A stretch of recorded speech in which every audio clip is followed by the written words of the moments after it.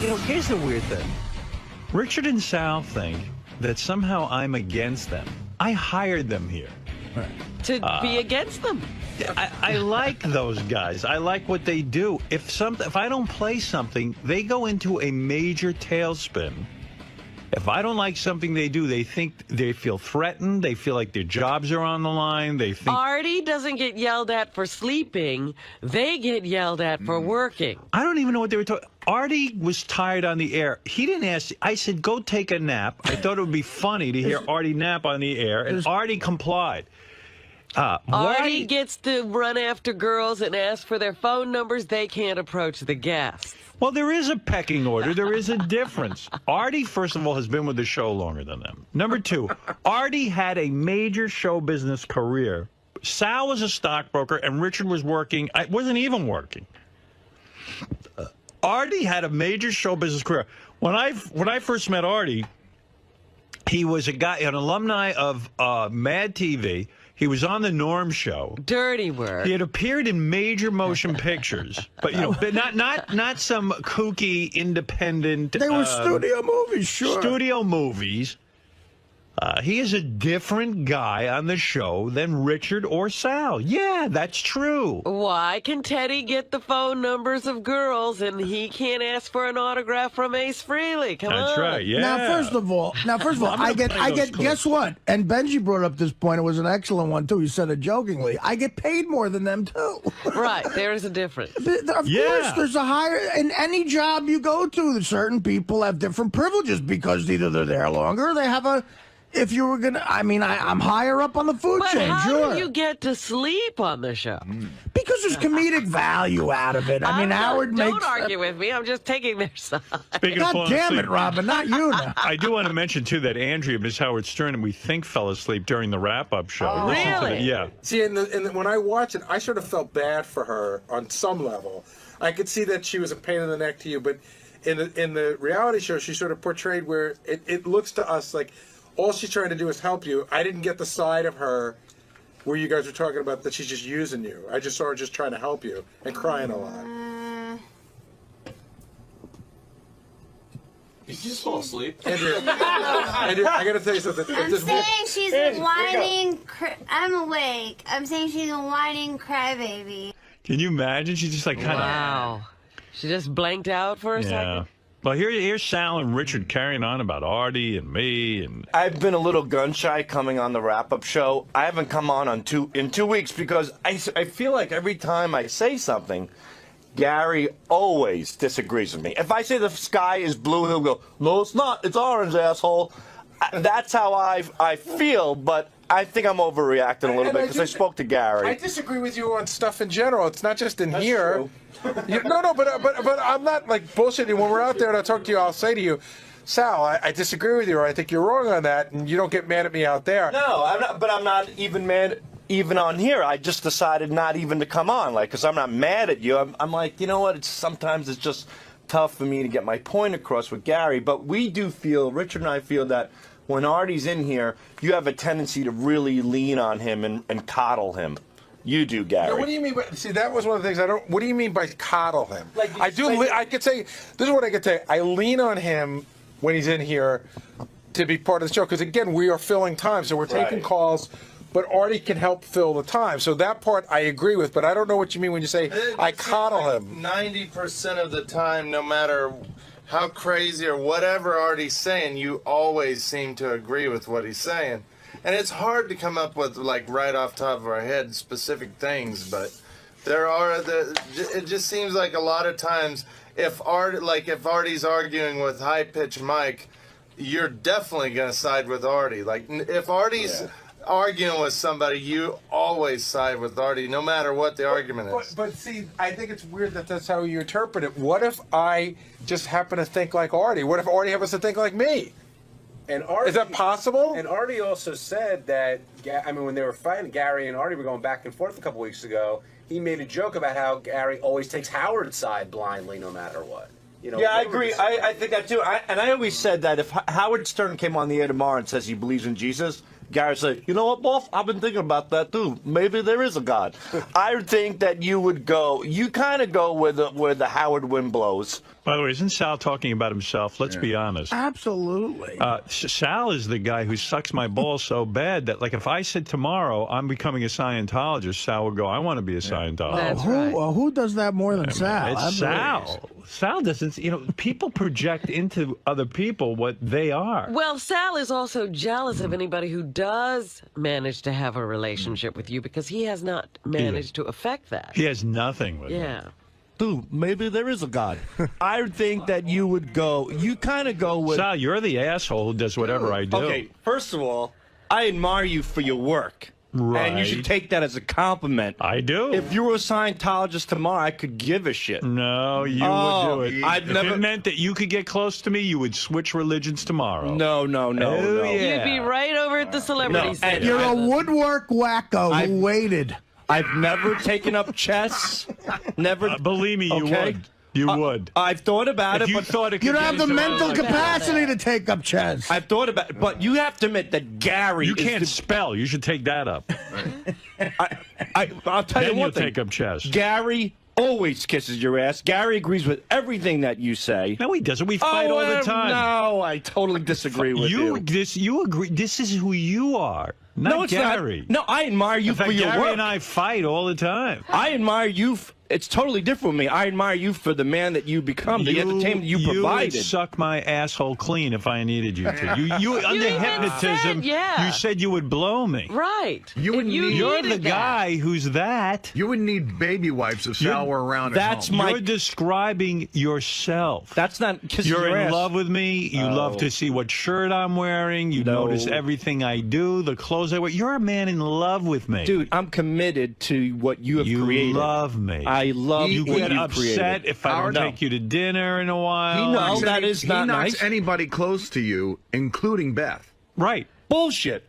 Oh, bullshit my ass. You made a part of You're your the act. guy who wants to come over in my apartment and eat pizza with me and Well, watch you know what? I television, worked for you. It would and be you hate nice that- if you did that. I don't Back want then, I to do needed a that. place to stay. And, you know, if we were working on a I construction... would never have you over my house All to right, that's- stay. You're well, a weirdo. I'm a weirdo because Yeah. I admire what you do. If we worked on a construction No, you're site and weird. you were my boss, they said, hey, Howard, can I stay over Who tonight? got into the pizza He would fight? say, yeah. Who got into the pizza fight at Artie's nice party that I threw? Well, that was Who would that be?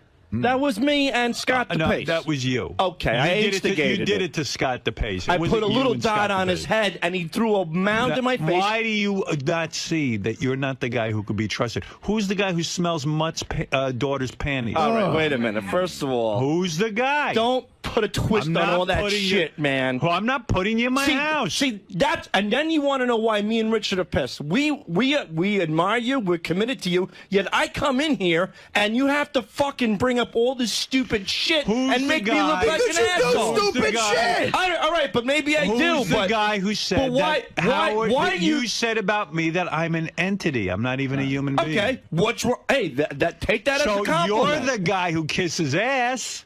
No. I'm a guy who's being truthful. A guy who kisses ass is a guy who just wants to protect. So you mean Gary's not being truthful, but you are? If Gary agrees with me, Of course. Oh, come on. Gary, You sound wait, like hold an on. idiot. No, I You don't. think you're the only one Hold who on. works here who was a fan of Howard's for years? I never said that. You But guys that's are not- saying that but I'm no, the you're ass bringing- kisser. You and Richard, I think you're good at what you do, but the fact is you're here because you won a radio contest that we actually initiated on the air. You guys won a contest. You were listeners. You were building We the know what fucking... does that mean? The fucking, You won- American Idol. you won Okay. American Idol. Howard, I'm So, sorry I mean, but I'm sorry, Howard, that me and Richard admire you. Is that such Nothing a to be bad sorry thing? for. At What least is we're this- being what- honest. And what is this? What does this What do mean? we- Why do you guys feel so downtrodden? We don't feel well. Why do you feel like second You feel class very citizen? slighted, and you never miss a moment to tell the Get audience. out of that, man. I don't miss a hang out- moment. I didn't even go on the Yesterday- wrap-up no, show. I yesterday- didn't even want to talk about it. Who cares? I don't First care. of all, can I tell you something? Look, Howard, we're here. I tell you Sal. why we get downtrodden. And what is this weird thing? Why don't you speak for yourself and stop with All we? right.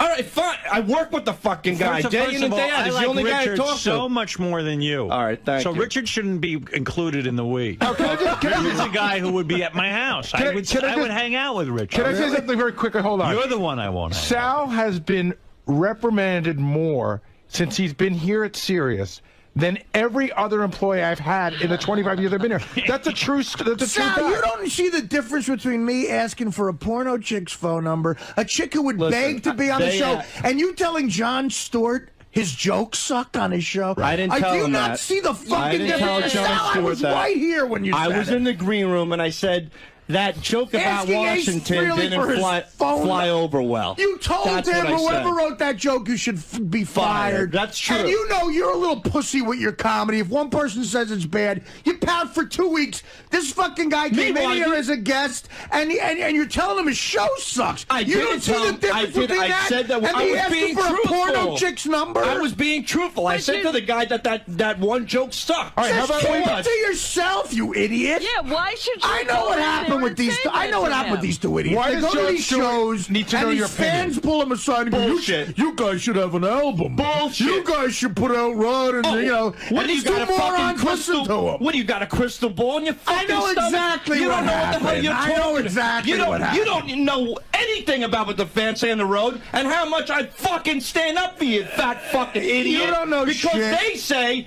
that they go, how do you put up with Artie walking all over? I go, Artie's great at what he does. And bullshit. I challenge Bullshit. anybody that I talk to off the air at those stupid comedy shows how they rip you apart and I defend Richard, you. what do you want to And I say? know I Because get they're it too. talking- because I they're know I talking get to it too. you. I know I get it too on my end. I know when you go out, they say fuck Sally's and ass. I They don't never care. even bring you But up. That's fine. But when they do bring you up, they bring you up in a negative way, and I defend your fat fucking hacky ass. I don't care Let me about- tell you I another don't care thing about them or your you. fucking stupid shows before Howard Stern. Nobody knew you. You sucked on Mad TV. You sucked on the Norm Show.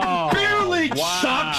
Shit. It's fucking terrible. Wow. You know it. Why It are was you a flop. It went in 18 theaters. It made $250,000 in America. I can shit that out of my ass. Who are you to tell me about 18 comedy theaters, and what people tell me off the air? You have no fucking clue what you're talking You about. know, they And got don't you carry aside and yourself- said, they got you aside and said, and don't oh, you carry guys should have an yourself. album. Where were you? You guys should think put out you're an the album with next those Chris phony Rock. phone calls. Where were you for the past 10 years? You were a third-rate middle. You were in Arizona doing the wagon wheel shit. what do you know about? And you were a stockbroker. Yeah, but you know what? I don't carry myself like I'm the living legend of comedy. You're a and you dick. think he does. And neither He's do been I. milking. Why He's are been milking. You're a It's the whiskey talking weirdo. for You're a years. weirdo, Sal. You're a weirdo. Go to New Jersey and rip off the fans again New Year's Eve with the same act you did last year, cocksucker. You're a weirdo. It was in Philly. Oh. Wow. that You was- are What? so He wants to go head-to-head. I'll go head-to-head. What the Sal, fuck? everything you're jealous. saying doesn't make any sense. You're jealous, and it's I am oozing not, out of you. I am not jealous of you. I put up with your bullshit. I always praise you,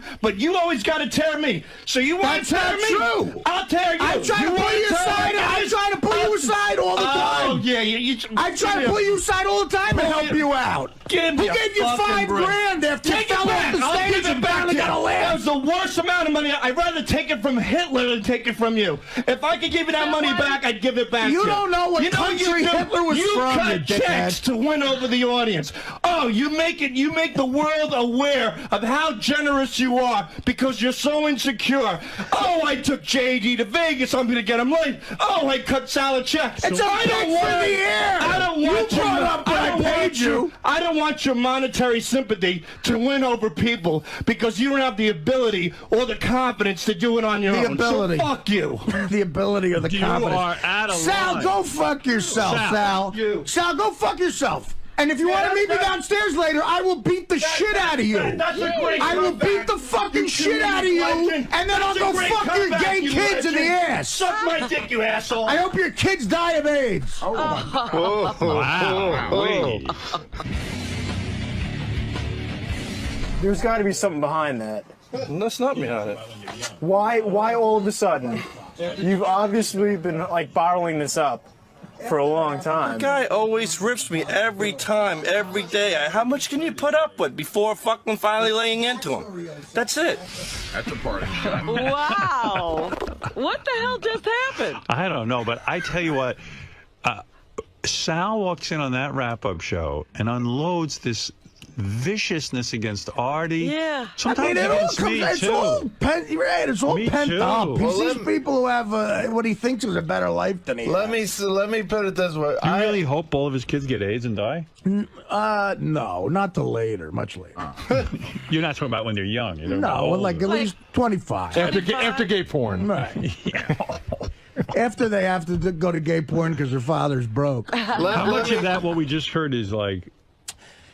That's the real Sal. That's the point I've been trying to make. You know, so how do you work side by side with a guy like that? I've seen that venom come out before, not on that level, but wow. I'll put it a little more calmly. I don't hate you, Artie. Whatever, Richard. It just drives us nuts. What? What are you, married to him? What drives you nuts about that? You're treated special. Benji, I've been working alongside Benji and I've gotten treated way better than Benji for years. No, let me have you ever had a problem with me, Benji? Fuck you! You fucking asswipe! You barely sucked! Let me just explain. You didn't let me finish. Beer League, by the way, available on DVD. You didn't let me finish, though. Yeah. It just upsets us a little bit when Artie says all we do is make phone calls, say the C word, and sniff balls. Why do you dwell on what Artie says? Because we do a lot of work and we're I never proud of our said work. But am I happy with your work? Yeah. I am. But it seems like Artie really puts it cares, down. When did I say that? But When do I ever say that? That's all you do. Well, to me, like when I said that I didn't want to do acid because I don't want to ruin my ideas, and you were like, well, what ideas? But we all Did any of us not fuck on you for that? That's a retarded thing to say, Richard. You said something retarded in this room where you're going to get fucked on. I know, but it just upsets me. I don't want to do acid. Who else says that? Why? I don't want to do acid because I have great ideas. Right. But why do you particularly focus on Artie? Artie always you've said some things That's too, right. Robin. That's what why are you focusing on Artie? That just already came up yesterday, but Robin's jealous. She wants you to focus on her. Well, Robin Yell at me. Robin said maybe the worst thing that anybody said to me What did she ever say? in the world. Tell me what it is because I want to top it. She said, I said something about dying, and Robin goes, who would care if you died anyway? Oh, God, I really don't care if you died. Man, and I would, as a matter of fact. ×2. Who would care if you died a horrible death like scorpions ate your body? Monty, you're on the air in West Palm, Florida. Ouch. Thank you. Hey, Sal has no right to berate Artie like that. I mean, regardless of what he thinks about Artie, Artie is an established, accomplished guy. Of course. I mean, that's like somebody like me who's only been doing stuff for a little while saying that I'm just as good or I'm good as this one. It's ridiculous. I would take Sal's job and do it for free. I would leave my wife and kids and go wait tables if I had to. These guys, you know, they're secretly, deep down inside, they're jealous of him. They want to be him. No, they have such insecurity about their own position, and this is you too, Richard. You have such insecurity about your position. I'm thrilled with you guys. I know, You're not treated second class. They don't hear one compliment. All they hear is the negative. Of course, Artie has said good things about you. I have said good things about you. But you only hear the negative. What, nobody else gets fucked with on this show? I know. What do you think? It's all a kiss ass mess? What are you talking about? Sal said some wild things in here. Just yeah. I mean, that's real shit, places man. he didn't need to go. Right. We just, it comes down to we admire you guys. Do I have to you don't admire me. You don't admire me, Richard. But you lump yourself in with this Sal. Sal just said Beer League was shit. Everything was shit that he did.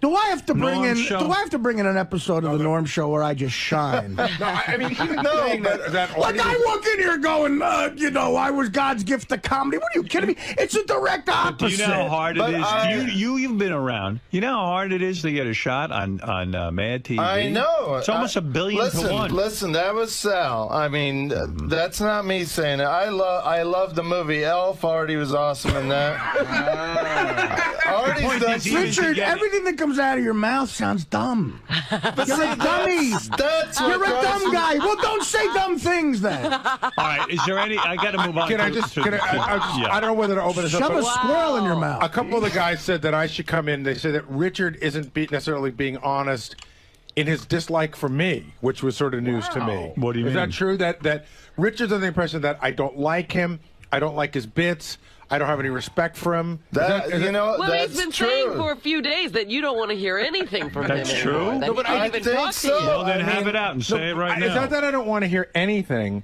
I don't want to hear everything. Does that make more sense to you? Gary's the producer of the show. Producers are supposed to weed shit out. In every show there is, writers pitch stuff to producers. Right. It gets accepted or not accepted. I know, but Get over it, you pussy. But no, you listen, two are pussies. But you don't know what goes on out there. A lot of times, I'll have something for the show.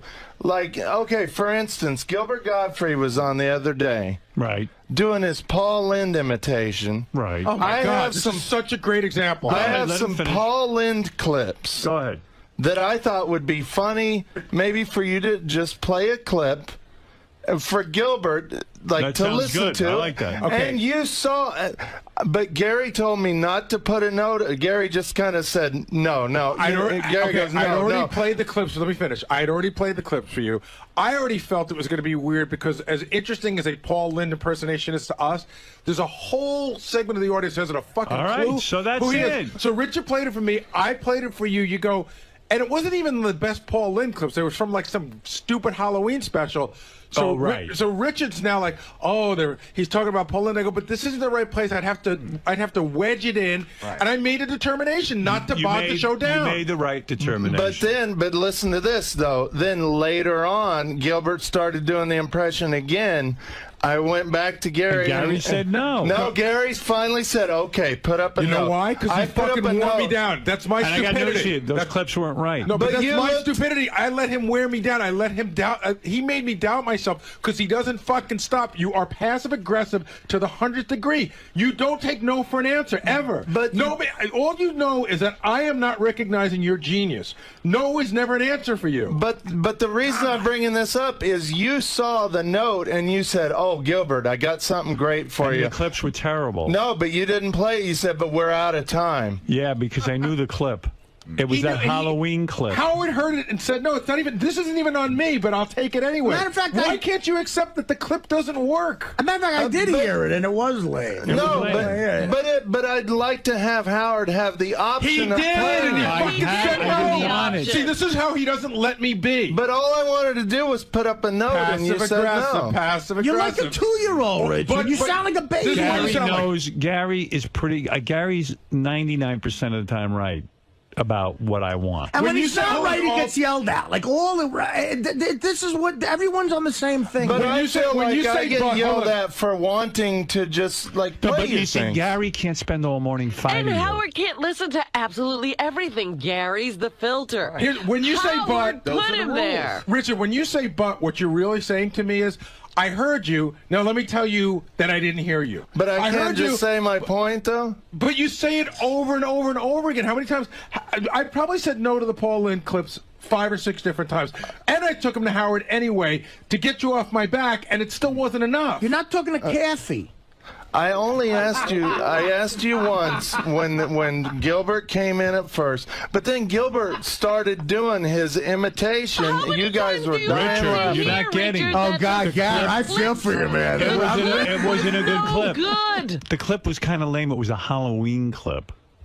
And it was also highly visual. Okay, but all I wanted to do was put up a note for you to say. It doesn't matter to you that it was not the quality of sound we want on the show. But I'll yell at Gary if he puts up a clip and the clip sucks. Right. And I see that note. I got to stop and process that information. I'm in the middle of doing something with Gilbert. You got to look at it from my end. Right. And then I trust him so much that I see that note's there. I go to it, and then it sucks, and now I'm in a fucking hole. See, I can't have that.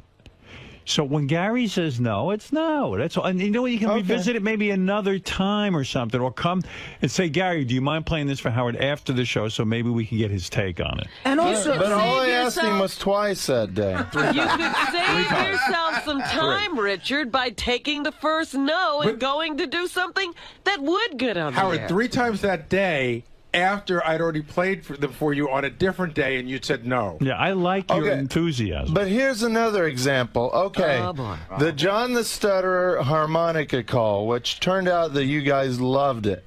It was up on your board for about 2 or 3 weeks. Right. So about once every 4 days, I go to Gary. Hey, can I play that call for Howard? And Howard, how many times did I ask you? So mad at me. How many times did I ask you? Were you on the fence about playing it? Like in other words, 4 or 5 times. Right. So in other words, every time Richard came to me, I would play it for you again. And I needed time to think about it. And he needed time to think about it. So it was it. But I'm like, Richard, he's heard it. I'm aware. I asked him about it. Let it go. And I got to tell you something. But the one time I came in and asked you to listen to it, everything's bought. You played it right after that. You loved it, and you were like, okay, here. Sometimes let's play say however instead of. All right. Listen, but you know, you're right. You should not. Don't link yourself with that fucking serial killer too, because I've seen Sal have that blow up about Nick DiPaolo, Jimmy Kimmel, Jon Stewart. Wow. Everybody he blows up like that for, because he's a little jealous little weasel who would not have a comedy career on any level if he didn't win a radio contest. You won a radio contest, dude. You could never have passed at a comedy club once in New York City. Bullshit. You made the lighting of the teeth, and you were fucking willing to work for nothing. So you got hired by a radio show. You're a fucking idiot. You're an idiot. Wow. And I want you to stay away from even. And the other thing is the hostility. So he was me for Halloween. Yeah. And the incredible, like, passive-aggressive hostility of being me, you know, the heroin needle and the fact. It's funny, but I mean, dude, am I Sal for Halloween? Am I? I mean, come on. No.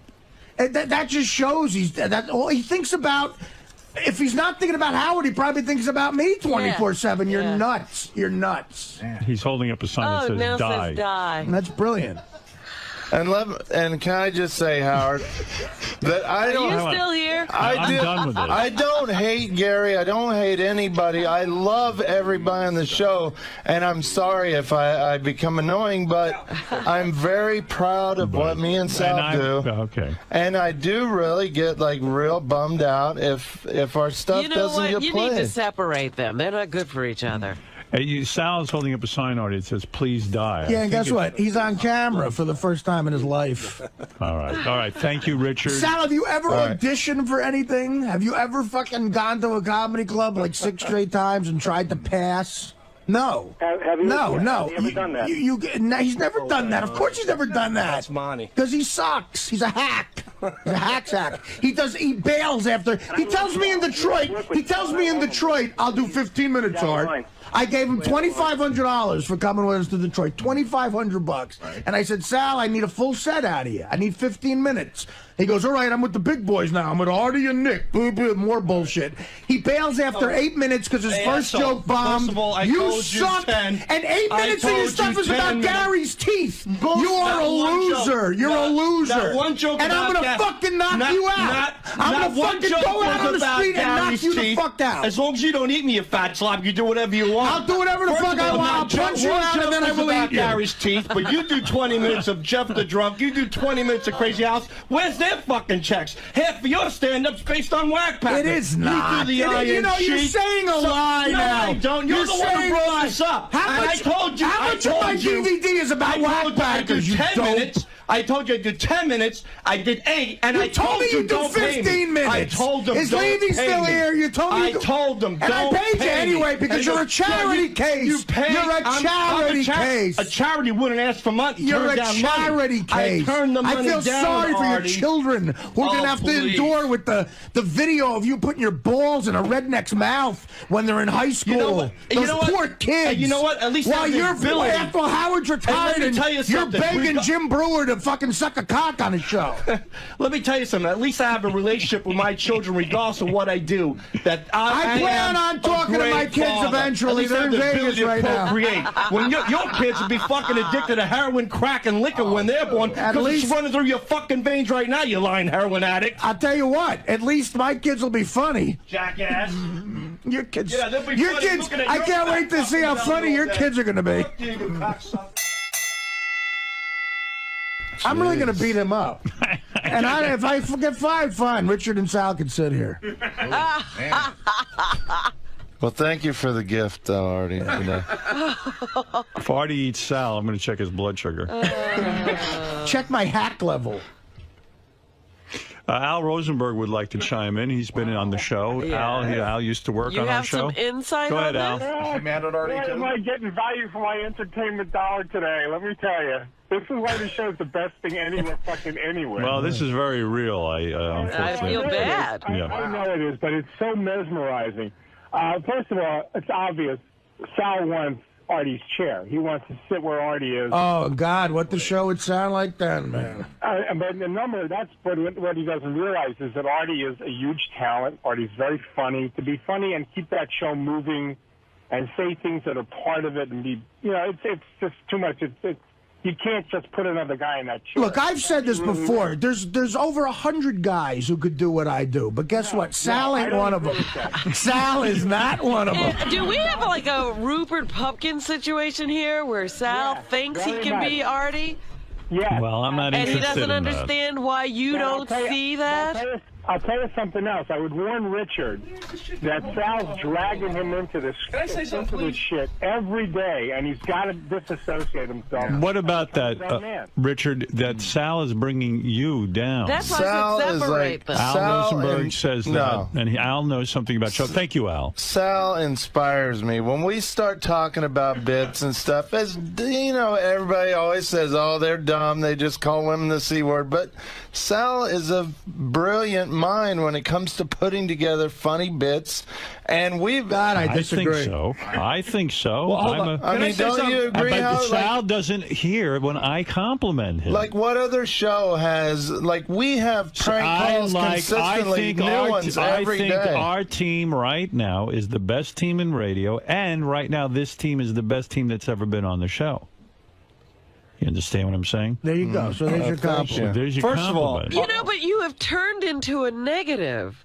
With all your whining and kvetching every fucking day. Can I say? I've never said a thing. I've held this in, and this is my fault. Go ahead. The thing is that I'm not jealous of Artie. I've made it clear yesterday. Hold on, Artie, please. On the wrap-up show, that you deserve to be in that chair. That you are the funniest guy. That you this stuff hasn't been brought up. That he is consistently funny, that he's an A-game player. You just said everything he's done in his career was horrible. But the problem is that, no, I did say that out of anger and pain, because every time me and Richard come in here, he says we have the mentality of fifth graders. Oh, stop it. Everybody, not true. Okay, this is when you don't argue. You see, you're not understanding. But I'm saying what happens. I mean, Richard. Let me explain Artie, something I can only to you. take so much of every day. When you, Sal, listen to me. Go ahead, Richard. Listen to me. When you come in here and do a childish prank, which is hysterical, if Artie says you guys have the brains of a fifth grader, that adds to the levity of it. In other words, you're doing a fifth-grade stunt.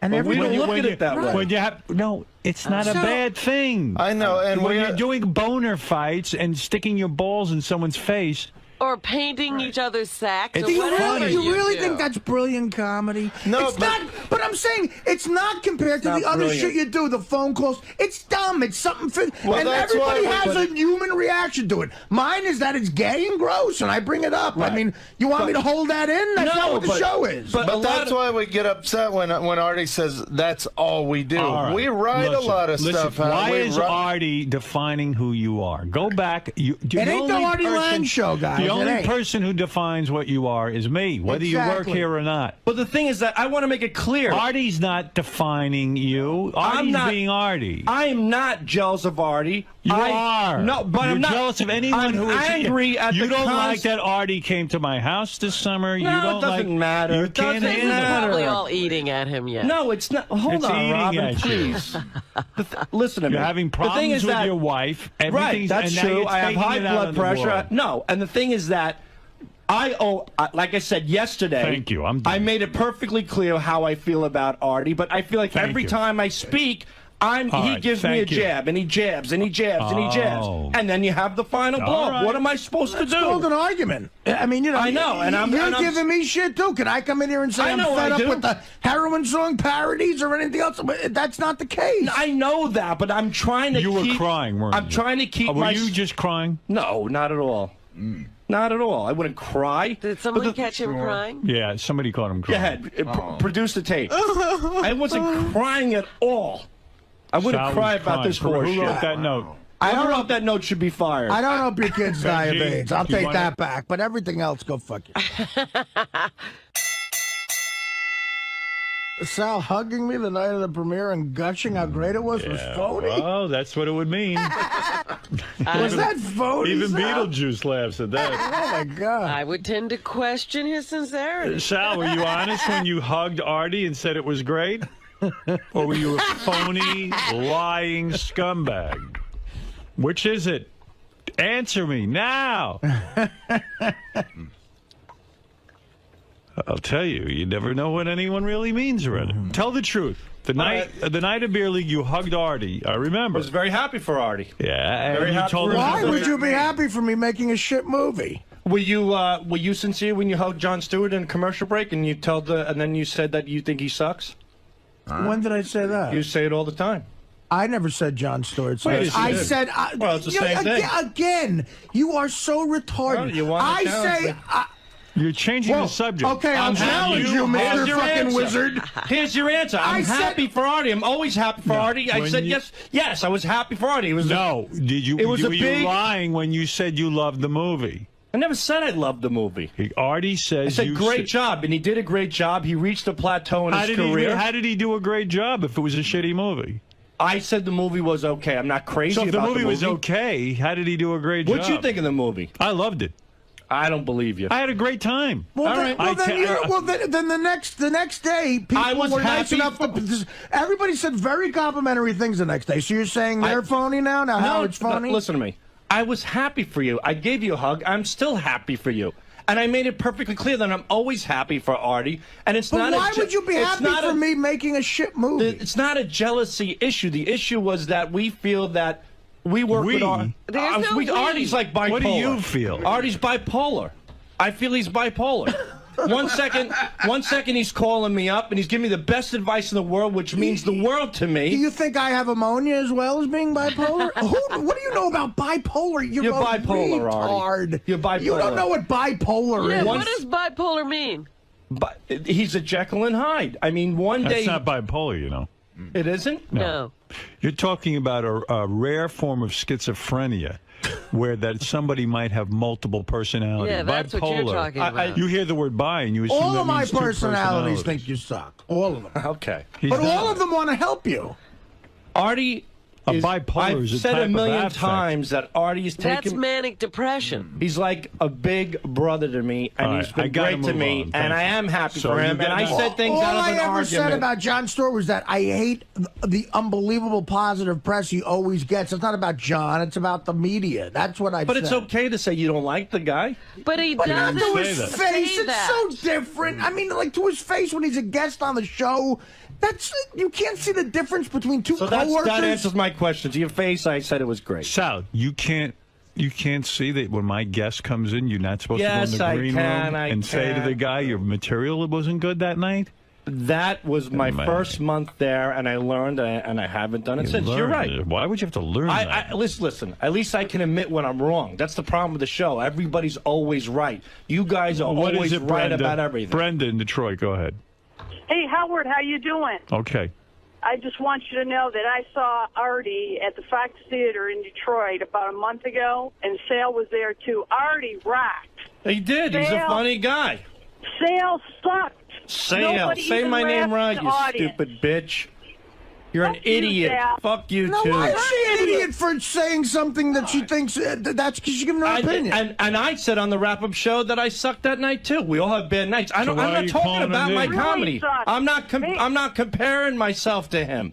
I'm not. I'm saying that. You are. No, I ain't. I'm saying that the guy's, as you put it, is schizophrenic. Where one day I didn't say he was schizophrenic. You're describing. He's got multiple personalities. One day he puts his arm around you. He's very helpful. He does have a You're big not heart. the same way? Sal. Yes, I am. But you know what? The thing is that I felt like I constantly get jabbed by you every opportunity you get. So it festers inside of me. I should have expressed this sooner. So I let it fester inside me. I got whatever, my own personal issues, and I blew up. And I'm sorry that I blew up. I handled it improperly. Okay. All right, you guys are working. But I'm happy for his career and so on. I'm not happy for the guy. Happy for me. Happy. Sal, go in the back and put your head back in your ass. See, that's how it closes. I say I'm happy for him. I go put my head in my ass. There's the difference between me and you. You know what? There's the difference between me and you. Yeah, I say something funny and you don't. Right. Very good. That was brilliant. You went back in the studio, and it seemed like you were a lot calmer this time. Right. Why the change? Because it was an argument. What happens when you fight? You blow up. I got angry. I let a lot of shit out. It was held inside of me. And then, you know, what happens when you come down, you come around, you reevaluate, you know, like any other argument, you say things that you don't mean, you say them out of anger, but they're not sincere. And I just wanted to make my point clear. So you realized that you were a little harsh? Yeah, absolutely. And over the top about it? Yeah, sure. But you didn't mean any of it? Oh, I meant it. No. It just like I said, I was angry and I exaggerated a bit. Artie, what happened with Sal? Stay away from Sal, please. Stay away. Stay away. I think Sal is a psychopath, and we've hired a schizophrenic lunatic. I mean, he was a stalker, and he won a radio contest, and the prize has been extended way too long. Why the sudden outburst? Why do you think he did that? Because he's loony. Do you have anything to say to that? You know, are you really gonna kick his ass if you see him? Well, if let's just put it this way: if he comes at me, I'm not afraid to use some of the martial arts I learned over in Korea. What the hell was I going to tell you? Oh, there's so much to talk about. I mean, I got to talk about Artie on the wrap-up show. Yeah, I heard that more fireworks occurred. Yeah, I was just listening to his wild. Yeah, really, really vicious. Matt, you're on the air in Haverhill, Mass. Hey now. First of all, this is no time better than now than for a Sal roast, huh? Yeah, well. Oh, my goodness. Now, did you hear the wrap-up show fight between Artie, Sal, and Richard? Yeah, Sal is such a fucking asshole. That guy is a piece of shit. Son of a bitch. Now, so you see, we had a fight here that started between Artie, Sal, and Richard on our show. Oh, I heard it all. And then it moved over to the wrap-up show, so I don't know who's heard what. It ended with Artie telling Sal to go fuck himself. It was great. That's the ultimate. Yeah, it really was a very manly fight. Let's go, Mike. You're on the air in Bradley, Illinois. Hey now, Howard. Yeah, I listened to the wrap-up show, and actually Gary came up with a really good idea on having them compete over who could have the best bit. But I got to tell you, though, I love Artie. There's no way I'll ever take sides with Sal. But, I never thought I'd have to see the day where I have to choose sides on it. You know what I mean? It's very disappointing to me that Sal would act like that to a guy who has contributed so much to the show, you know. Yeah, well, I didn't hear the fight. I just started listening to it this morning, and I'll play it for you. Yeah, because I was going to say, some of us are still out of the loop. We don't know where this went after the show. I would like to get to the bottom of it today and hear it. I don't know that it could ever be resolved. Here's the thing. Artie called Sal a coon-faced motherfucker, I believe. Raccoon face. I mean, look, as far as I'm concerned, they started this with this incessant whining. I mean, the accusation that I ribbed them too much. I mean, what is this show about? And they're clearly talking behind my back. Richard pulled Jason aside and he's saying all sorts of mean things about me. Sal is telling everybody he can find that I'm an asshole. Wow. And it makes me feel weird. It's creepy to work with somebody like that. I didn't think I was mean to those guys. I thought I busted their chops as much as I bust anybody else's chops on the show. They've broken my balls over the years, but if they're really hurt by it and they're reacting in a way where they're talking behind my back, I really don't want to have anything to do with them. And I mean, quite frankly, we could do our jobs and not interact at all. You know, that is true. I mean, it's just. It's creepy. I mean, the thing is, you're offering them $2,500, dude. If you offer me $2,500 for stand-up, dude, I'd do 30 minutes if I could. You know what I mean? And for him to back out like that, you've done a lot for the show, Artie. You do. Remember the guy with no arms, the midget? You took care of him, dude. You are a saint. And Matt. you're just trying to help him Most out. of the email was. Dude, I love most of the email was in favor of Artie. I will read. Some of it was in favor of. Sal and Richard. Sal and Richard, and No, I mean, Sal and Richard wrote those. Look, they've done a lot for the show too. I'm not saying, and we all contribute. We all contribute is the point, you know. I'll read you some of the email. But I don't know what they started this. I don't know. It really is weird to me. It makes me feel bad. For the love of the show, please fire that piece of shit, Sal. Who in the fuck does he think he is, talking the way he did to you on the show today? He is a jealous, whining, no-talent hack. Sal, go back to Wall Street and suck the dick of corporate America. Leave the rest of us alone. Here's another one. Do a Win Sal's Job contest. As a goof, see what he does. Number 3, best meltdown ever. So, you know, people just like him. Sal is the biggest fucking moron on the planet. Get him the fuck off the show. He has no talent. He's a fucking idiot, and he makes me sick. No wonder his wife has an emotional friend. I hope Artie kicks his fucking ass, and I hope too Sal's kids die of AIDS. Oh, this is terrible. I took that back. Good, all right. Somebody suggested I bang his wife. Not that I could, but even if I could, again, that woman has been through way too much to make her suffer through my I respect that. sex with me. I respect that.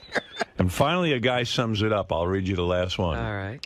Jesus, stop the screaming. The problems that are happening can all be attributed to one thing. People love Artie, and it hurts them when he says mean things to them. Artie can't stand being loved, and he will meet true admiration with a flamethrower. Sal and Richard do admire Artie. They do resent being goofed on so regularly. Artie should say he's sorry, and Gary should too. Give the guys their due.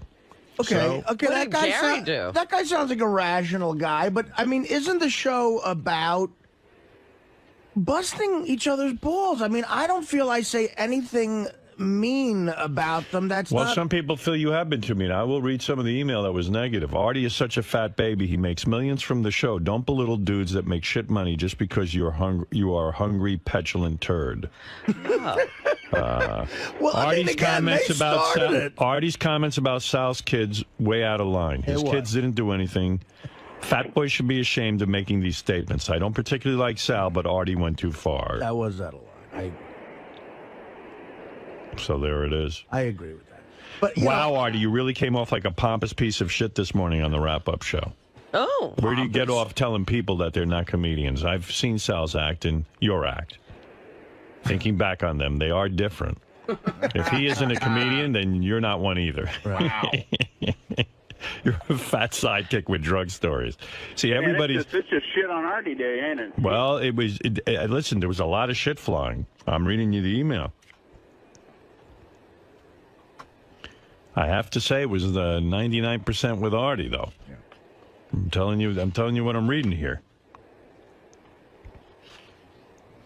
A lot of people feel that Sal and Richard are experiencing some sort of jealousy with Artie, and they're taking it out on him. Well, I think they feel like second-class citizens. Right. And I've noticed, now nothing has happened here that's different, but they have begun to act as if they don't belong.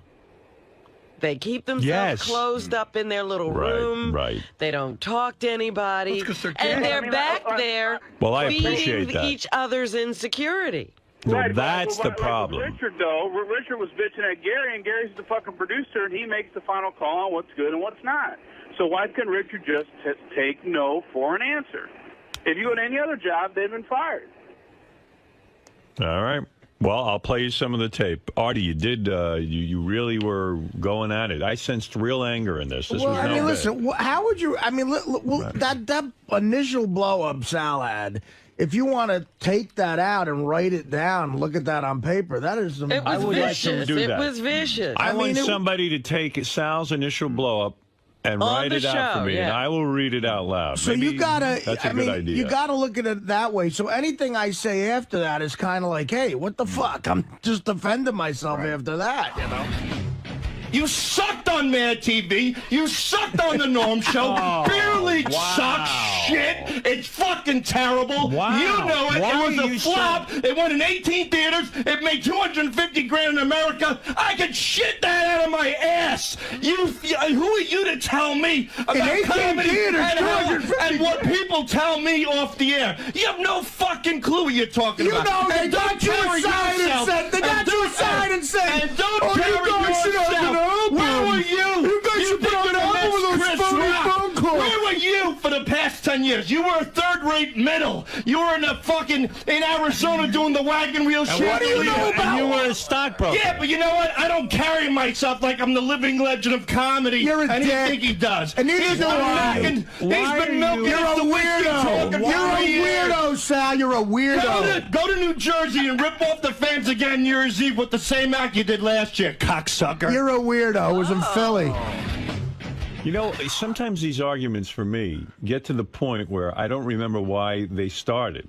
Right. Like, you know, they just kind of happen. Well, it was a conversation on the wrap-up show the day before about Artie getting special treatment. And then that started it. And then, Artie said, then they kitchen sinked everything. They put every gripe that they had against Artie, they piled on that day. It was this was wrong with Artie, that was wrong with Artie. So Artie had nothing to Fred, do. no one's gotten your opinion on this, and that's mainly because we usually forget you're here. Wow. Fred, please tell us, what are you thinking? Did you hear the wrap-up show clips? Would you like me I did to... hear the wrap-up show clips, and I don't want to comment on those as of yet. But taking it from when Sal walked in and the clips and everything like that, it started off with one conversation, and as the conversation kept evolving, Sal kept letting out more and more stuff that he was mad at Artie about. And that was unfair. I mean, if Artie's getting special treatment, then just focus on that.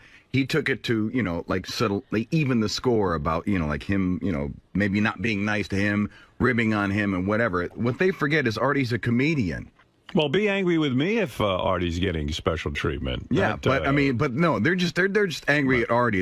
At that point, they're taking anything they can to get their point across. Artie is a comedian. I mean, when he does the stuff with, you know, high-pitched Mike, I mean, high-pitched Mike is getting cranked up, but you can clearly see, and at least I can see it, that Artie's just goofing with him. And I think that's what it started with yesterday, but these guys just kept going and going and there going. was real anger. And then when Sal got into that thing about saying, like, Artie was shit on Mad TV and that his movie sucked, I mean, that was, number one, it was all lies. And it was just mean. And at that point, Artie had no recourse except to, like, go at him. Sounds to me like you're endorsing Artie. I'm endorsing Artie on this one. Yeah. It's never really clear to me what Fred is going to come out I got with. that out of it. No. I'm saying I didn't know where he stood. He was taking a guess, and he guessed right. Listen, but the other thing is, it's like, I mean, look, Howard, I think you were being nice to me yesterday and saying, like, you know, I came here with some major show business career. Whether it was major or not, it you definitely had a career. It was a career. But the other thing is, no, of course it was. I mean, I made a good money. I did all right. But I didn't come in here with an attitude like I did have a major career. You know what I mean? I didn't. Right. They're sort of projecting that on me. Like, what evidence do they have that I came in here going, listen, guys. Well, why don't I play the clip? It's your luckiest day ever. Right, because you get to work with me. I came in here as humble as I still am now, and as just as appreciative as I am now. But Artie, why don't I play the clips now? And then who knows? Fred might even comment some more. You don't know. Yes. Or Fred could change his mind. I can change my mind. That's right. No, well, listen, again, I'm pretty confident I'm going to stay right there. My only defense about whatever I say is that Sal continues to say brutal shit. And the other thing that comes out is Richard is pulling people aside and talking about me. That is just creepy, and I don't want to deal with. I don't want any like office politics like that. It's awful. I don't want to deal with that. What is it, Jason, who was very much involved in this whole... you were the guy who actually told Artie what Richard was saying behind his back. And there's some people in an email that are actually angry with Jason because they think he kind of does these weasel moves. I do. I felt horrible. I liked his moves. Thank you. Yes. No, I But really it was did. a weasel move, yes. Jason has learned well. I felt bad. I was fanning the flames for No for bigger weasel reason. than me, and I've passed my genetics on to him. Okay. Hey, you're an innocent kid. I just do want to tell her, it wasn't like Richard pulled me aside to badmouth you. I was just trying to say on the wrap-up show, which I stand by with that. I think Richard was angrier at you than he was letting on based But off how would you know that? based off things he said. But it's not like he's running around. Where was he saying it, though? How do you Over the know? course of a normal conversation that you just, we're friends, we hang out, but it's not like he's running around pulling people aside, bad-mouthing you. That's all I want to clarify, because I know... Let me teach you something else. What? When you're a weasel, don't try to weasel out. Don't try to weasel out. Richard asked me to come in and say that, and it's the truth. I'm not making it up. Yeah, but how did the conversation get to me and what you... Well, let's listen to Richard, is there anything you want to tell me bad about Artie? Yeah, why? That's the point. Why in a normal, friendly conversation am I coming up? I don't know. But it wasn't like he pulled me aside and said, "Let me badmouth Artie." When Richard badmouthed Artie, It was more like every why did it even come up in the first place? What was Richard's whole? Did you go on take a of it? fishing expedition? I'm pretty sure it was one of those days a couple months ago where Artie either made fun of one of their phone calls on the air, or And Richard said what to you about Artie? He was angry that he felt that Artie says one thing to his face and then another thing behind his back, and that Artie just constantly undermines him and puts him down, and he doesn't get it, and it really upsets him. That to be the case. I mean, am I constantly? No, I tell you, they're under a delusion back there. They're making each other paranoid. I sit here, and there's times I've had tears coming out of my eyes, crying at some of the shit they've done. What are they talking about? They never hear any of that. Well, let's get to the wrap-up show because it got ugly, and not everybody heard it. It is ugly. It is ugly. It's as ugly as it gets. Here we go in no particular order, Robin. I don't know how much of this you heard. I didn't hear much of anything. All right, so then you are probably lucky to be hearing this Yes, now. I am. All right. The funny thing with Sal is Sal cares so much about what the audience thinks of him that I was surprised that he showed that side of himself to the audience today. And I was talking to Shuli for Howard 100 News, and I said, Sal set himself back 100 years, because it's almost like a racist who doesn't want to be racist, and then one day he just blows up and starts blurting out the N-word. Like, that was a side of Sal that even I'd never seen before. Well, here you go. Sal thinks every listener is as big an asshole as he is. You understand? Because when Sal was just a listener, he was the bitter motherfucker. And if you made him mad, he was the one who got on the computer like a little faggot with no time on his hands and said, "We hate Fred because he said this, and we hate Artie because he said this." He thinks everybody is as big a lunatic and a psychopath as he is. So that's why he cares what the audience thinks so much, because he thinks they're all as nuts as him. Guess what, Sal? They're not. They're all normal compared to you. You're the nut. And I find him to be. I never thought he was funny. I think he's a winner of a radio contest that we let come on the show. He's willing to blow Richard and make phony phone calls. He's nothingness. Well, then it escalated. There you go. I'm just going to play them. That was before Sal got there. Wow. Yeah, you gave it to him good, and then Sal finally came in to defend himself, and then it got even better. It's so funny how Sal, this is another example of how he wants to be in the comedy community so long. A middler, Sal doesn't know what the fuck a middler is, more than he knows what ammonia is. He's not a comedian. He's not a comedian. He's not. I don't care what. I mean, then that's me being truthful. And, I mean, look, he can have those opinions all he wants about my comedy, but would it hurt me? Like, it would hurt me more if Bob Levy felt that than it did Sal. Because, I mean, if Sal was going to critique my, like, say I became a swindling, dishonest stockbroker, and I wanted to milk people out of money, and I wasn't educated, and I somehow passed a Series 7 test because I paid somebody off, or I cheated, and married a chick way hotter than I should have, and somehow had children with her, and then embarrassed her in life. If I was that guy and he insulted that lifestyle, like he said, you're horrible at swindling people, you're a horrible phony stockbroker, then I'd be upset, because that's something he's an expert at. I think Sal is awful. He's not funny. He's not talented on any level. He's a horrible stand-up comic. And the reason Nick DiPaolo, and the reason he got mad at Nick DiPaolo and blew up at him that one time, is because Nick looked at him, like, you got to understand, a guy like Nick, he's not as famous as Sal because Sal's on this show. So a guy like Nick, who's a brilliant comic, looks at Sal as like literally like a monkey, like he's a monkey act. Sal is Beetlejuice to Nick. So it just hurts Nick to do a gig with Beetlejuice. You know what I mean? Like I got to do he's a whack packer. And that's how Nick will always look at him. And quite frankly, that's how I look at him. Wow, that's rough. You know, like it left the world of funny into rough. Tough love. Rough. Well, the funny train moved out a long time ago. Funny train. Wow. Mean train has pulled in. Let's keep going with it. What the hell? You were on fire. And Sal does come into the argument eventually. I'm not an angry guy. This is Richard, his wife. Oh. I'm not an angry guy. I get annoyed. Do you even know what that means? Like Gary? I actually had to have Gary explain what that means. Well, listen, dude. Listen, just stay clear of me. I don't want to talk to you two anymore. I really don't. Because I don't like you guys either. How's that sound? I never said I don't like you. No, I don't like you or Sal. So from this day on, stay clear of me. And we won't have any trouble. All right? And if you write a song parody about me, I may take my jabs again. What? I can't say that I get a little annoyed when you rag. That's not what Jason's saying, and quite do. frankly, I believe what Jason's saying. Well, what did I say then? Do you want me to go into it? Go ahead, man. It's out on the table. He's you know, first of all, he gets insanely angry, you know, when you guys take a swipe at his comedy, and he'll just go on and on about it. But more vicious than you're getting on the air. You know, who does Artie think he is? You know, he says one thing to your face and then another thing behind your back. That's true.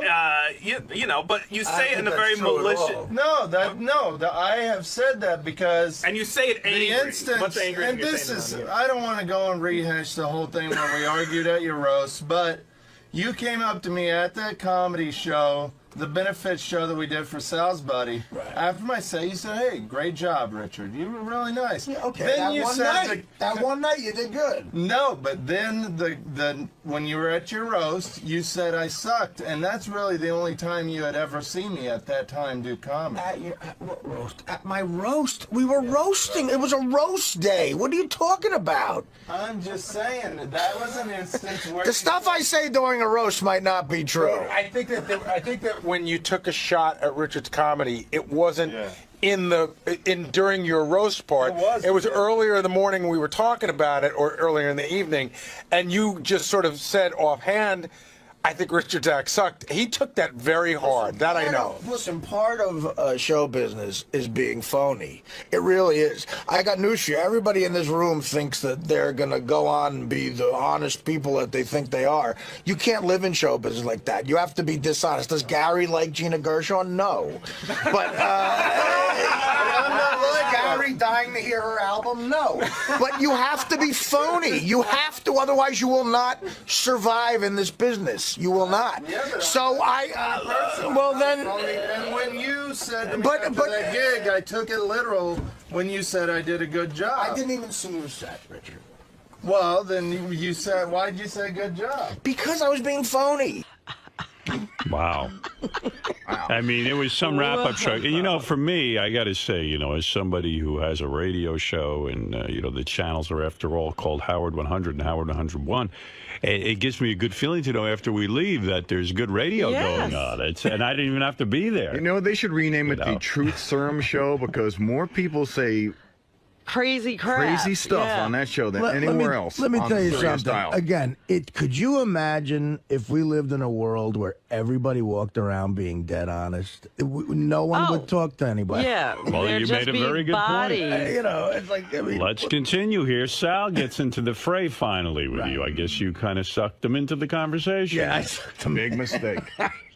How much of what you said did you really mean? We said sometimes, like, you get all worked up and you say things maybe you don't mean just because you want to get under the guy's skin, but there's a lot of truth in that. We want to know how much of that was true. And be honest, Sal. I'm being honest. I'm always honest. That's my problem. No, you're not. Yes, I am. I said what I had to say, and that's it. And anybody can interpret it any way they like. Well, I know how I've... What? Shut up, Jason. So are you saying you stand it's behind... not like looking at a Picasso and interpreting it, dickhead. What you said is pretty clear, and you said it angry. All right, so take it any way you want to take it. I'm going to take it as you said it, so never fucking talk to me again. All right, not a problem. He's so brilliant. It's like the scripture. You have to interpret it. Yeah, he got deep. He got deep there. I'm going to analyze it. He wouldn't answer the question. Well, maybe what he meant was. Yeah, right. Problem. Good. I meant a lot of things. I think that Artie is two-faced. I think Artie, you know, one day he's helping you, the next day he's just constantly jabbing at you, consistently throwing you under the bus. And on the air, I do stuff on the air. We're not all different on the air. It's not a show on the air. Yeah, it is. What do you want me to do? Say something kissing your ass every second on I'm the not air? Asking for I lose that, my job in 2 seconds. But you're consistent. I'm trying with to say funny things. All right, well, it's not working. Why do you care so much what Artie thinks? Because I admire and respect the guy, and I've always made that clear. What? So now you're saying something completely different. Right. How do you admire and respect the guy? I don't know. That's what, listen, let's How do you admire and respect the guy? Sal, you're not smart enough to get out of this right now. You're an idiot, and I don't want to talk to you ever again. Well, the argument continued. Would you like to hear more? Yes, this is amazing. Right. Here we go. If this show had a budget for writers, you guys would be you'd be whack packers still. This show does have a budget for writers. Oh yeah. Barely. See, that's the thing, Artie. You don't know what we write. We're on Lotus Notes every day. I've seen you guys write the last couple of sketches you wrote that didn't involve the phone call or a reality thing. I mean, my God, they were so embarrassingly bad. Like Was Porn Star Family Feud good? What, you said it was great, and it was a great idea. That was your idea. I came, yeah. Sal, a 6-year-old can have an idea like that. Okay, there it is. There's the rebuttal. So when you challenge Sal, me, I'm you go talking back about to a sketch. I'm talking about a sketch where everybody in the sketch is a character. There's no porn stars who are meth heads to bail you out when you need something funny. What sketch were you in? What are you talking about? What sketch were you in that was great? I was a writer on a sketch show for years where you don't have the reality of real people or a real phone call reaction. And what happened you guys to you? What happened to me? I wasn't fired from the show. I was a cocaine addict. Hey, I mean, hold on, Sal. I got to step in for a second because you said something that's really making me nuts. We did Porn Star Family Feud long before you were that's anywhere an old near the element this of old. show. I know that. Dickhead. I know You're that. Don't It was hold on. It was the idea of old versus new. That's the idea. I'm talking about a sketch. I'm talking about a full sketch. I want you to bring out every full sketch. I don't know. That's what a real writer does. That's what a real writer does. A real writer doesn't fucking make phony phone calls and say cunt when someone answers the phone. We don't work for Mad TV. We don't do sketch writing. We do audio stuff. We done audio bits. You're not writers. You're not a writer. Are they performers? Like, what do you consider that? They're whackbackers. They're the same way we have fun with a whackbacker. We have fun with them. Wow. What do you? So, Artie, is it real? Was there any detente yesterday, No. or are you three not talking to one Right another? now, I'm not right now, I don't want to talk to them. No. Right. I don't want to see All right. them. What will happen when you walk outside, let's say during a break to go to the bathroom or something? And you see them in the hall. Right. What will you do? I don't. I'll look the other way. I don't You will know. look the other way? I will try to. Yes. What if they say hello to you? Will you not say hello back? Well, I'm afraid anything I might say would be ribbing them. Right. You see, I'm famous for doing things like this around How the should he office. handle it? So I'm really good at it. I'm gonna get some hints from Robin. I want to hear. Yeah, Robin's turned off. Robin has cut off. I remember her cutting off John for a while. I gotta see how you do that. What is it, Gary? I just have one small request because I know there's a lot of clips to play, and I wasn't sure if you were going to finish it. But if you play one more, play the last one, number 9. This is how the show ended. This is the last 2 minutes of the show. All right. Stand-up, it's about everything on the show. We're constantly being berated by him, so after a while, it festers in you, and I blew up And today. I'm not constantly being berated by you through, like, dumb song parodies or bits or stupid shit like that. Yeah, but to me, that there's a little bit more talent behind that. We're being creative. You're just doing underhand jabs, like my kids die of AIDS and you're a queer. There's nothing there. I mean, there's no substance. You're to the that. man who wrote the line, I hope your father falls off a ladder. You have to make it interesting. If I wrote something lame, it wouldn't be on the air. I mean, you're talking about it now because it's controversial. You have So to what make I it do interesting. doesn't take talent talking on the mic It all does, day? of course it does. But I'm saying that we constantly feel like you jab you constantly jab. Then guess what? I'm not going to stop doing it. So I don't want to talk to you anymore. I don't like the two of you. Fine. Well, I said I blew up, and I blew up. I'm moving on. There's nothing I could do about Well, it. good. So that's it. I don't want to talk to you guys anymore. I really don't like you guys. I really don't. So I guess lunch is out.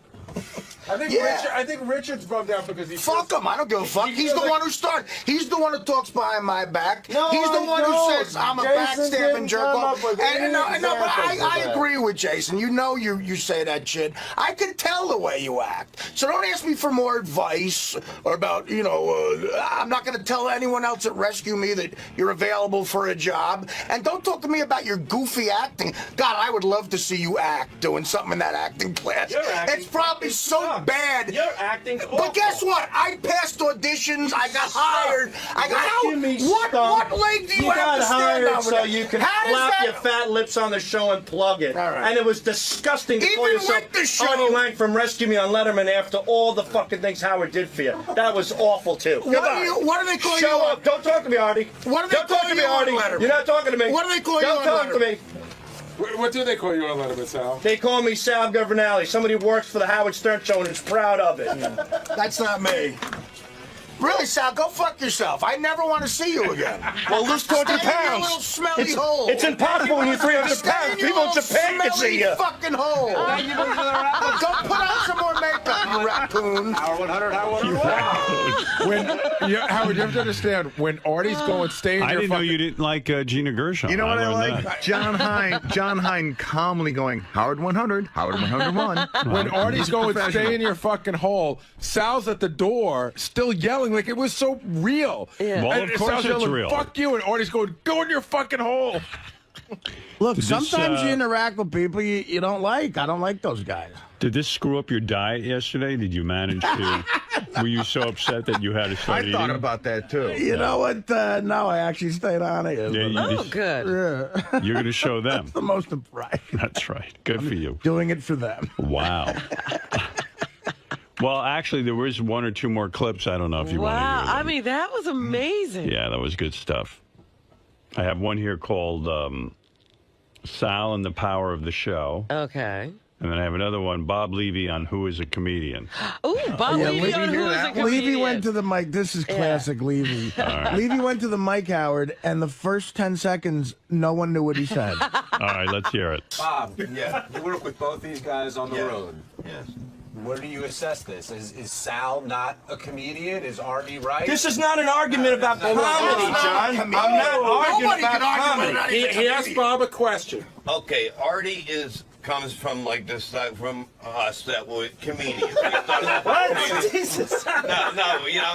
Thank you, my mouth. Thank you. No, we're comedians. We started as comedians, and things led from there. Sal started on the show and was able to get into comedy from the show. Was I doing comedy with you at open mics and going to your shows 2 years before Howard hired me? Open mics. A monkey could go to an open mic, but moron. But it's paying your dues. It's working your stuff out. Yeah, but you never paid your dues. You didn't come didn't? up the way you're supposed to. How did I not come up? The open mics never led to anything. You lighting Gary's teeth on fucking. I mean, that's what you're a fucking crazy caller that we gave a job to. They don't just give a job to anybody, Artie. Yeah, it was a contest. I mean, what the fuck? I didn't win the contest. I was hired just like you. You didn't win the contest. Hold on, guys. How do you answer the charge that Howard leveled against you guys today, that it's similar to the way somebody won American Idol? That you're at that big level. Yeah, Howard said it, not but maybe you haven't earned it. And I'm not saying... I don't care. I'm not looking for... I'm not looking to... I just want to do my job and have a little more respect for Artie. And then just stay... You're not getting it now. Stay away from me. Do your job and I'll do mine. It's all rather sad, actually. Yeah. Really? I'm not sad at all. Well, you know what? I thought we had a happy little home here. I did too. I didn't know all this dissension was brewing under the surface. When we came to Satellite, it seemed as if everyone was excited and loving one another, and now here we are. It's a big rift. 2 years into the experiment, and things are worse than ever. A chasm has opened. A jism. A jism. Somebody shot jizz into the chasm. That's right. Chasm is filled with jism. That's what happened. I do have this clip called Sal and the Power of the Show. I haven't heard it. I want to hear Sal's Power of the Show speech. I would just replay this whole show, and then I could go home. You don't even know what a middler is. You're a doofus. When's the last time Sal, before you got on the show, when's the last time you were at a club in Iowa on the road talking about middlers? First of all, I'm not comparing my comedy to yours. There's no comparison. Exactly. If that's how you want to look at it, that's fine. What I was talking about is that... You're not a comedian. You want to be in that club. You go to the Comedy Cellar and try to, like, kiss everybody's ass to get on stage. Oh, whose ass have I kissed? Everybody I've ever seen. Everybody you've ever come in contact with. Tell me one ass I've kissed. I haven't kissed anybody's asses. I've worked in bars. I've worked at open mics. I continue to do that stuff. And you'd still be doing it if you weren't on this show. But I am on this show, Artie. I made it on the show. And where would you be if Howard didn't hire you? You'd be dead in the gutter on a fucking heroin overdose. Well, you couldn't even hold the jobs.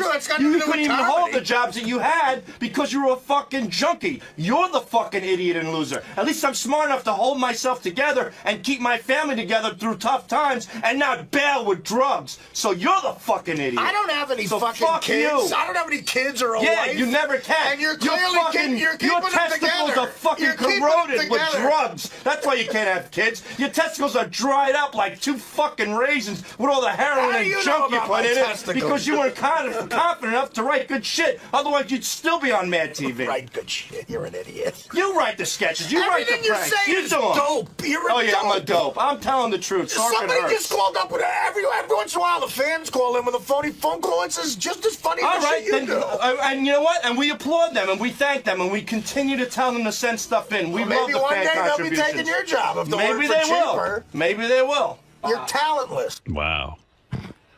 Well, there you go. Are your testicles really dried up and you're not unable to have children? I didn't know that. Are you shooting dust, Artie? Well, here's the thing. They are, and I want to know how he knows that. Well, let me Sal's tell you. some sort of doctor. Do you guys want me to set up some sort of parameters in the halls and stuff? Like maybe I should have Sal and Richard come in? No, I think we could be mature. I mean, look, if they want to come, I'm surprised they haven't come in. You're not going to fight or anything. Oh, no. I might. Well, if I do, look, that's my swan song. No, we don't want that. We don't want that. We don't want you having to make that decision or us having to make that decision about you. Wow.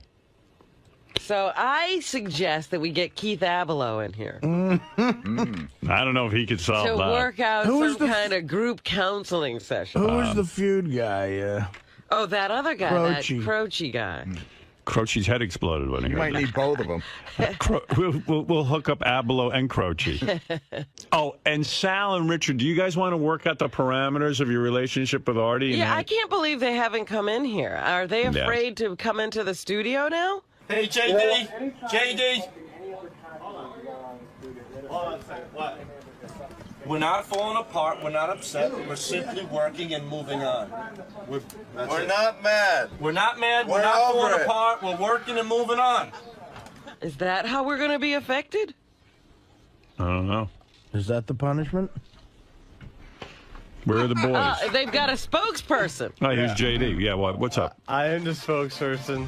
Go ahead. They said they are fine. They're fine what? I want to work at the parameters. They're fine. Why aren't they They here? just said they are fine. I'm telling you, we need somebody to psychologically counsel the two of them. They're going crazy on their own. Did they really just send JD in here? Yes, they did. That is so pussy. Come on. I tell you, they're losing it back there. I might be back with. I won't take any jabs, guys. I won't take any They jabs. must be afraid of you. Yeah, they obviously are hurt. I won't take any jabs, guys. Come on. You babies, get in here. Wow. Artie took a jab at me. Artie took a jab at me, Jason. Did you hear that? I just What got are you, girl? Oh, Artie talked behind my back. I think he's two-faced. I just got a note here. JD is a horrible spokesperson. That's not what they said. Oh, and they come say in and speak for yourself. they say they are too busy working to come in here. Oh. Oh, what bullshit. Sure. What bullshit. All right. Well, Is that how they're going to treat this? evidently. You have requested their presence. Yeah, you're right. Exactly. What the fuck is going on here? JD, Hey, good morning. go in and tell him I'm working on the Larry King audio book. And I'm working on Gary the Retard. Know your knowledge of the show game. Yep.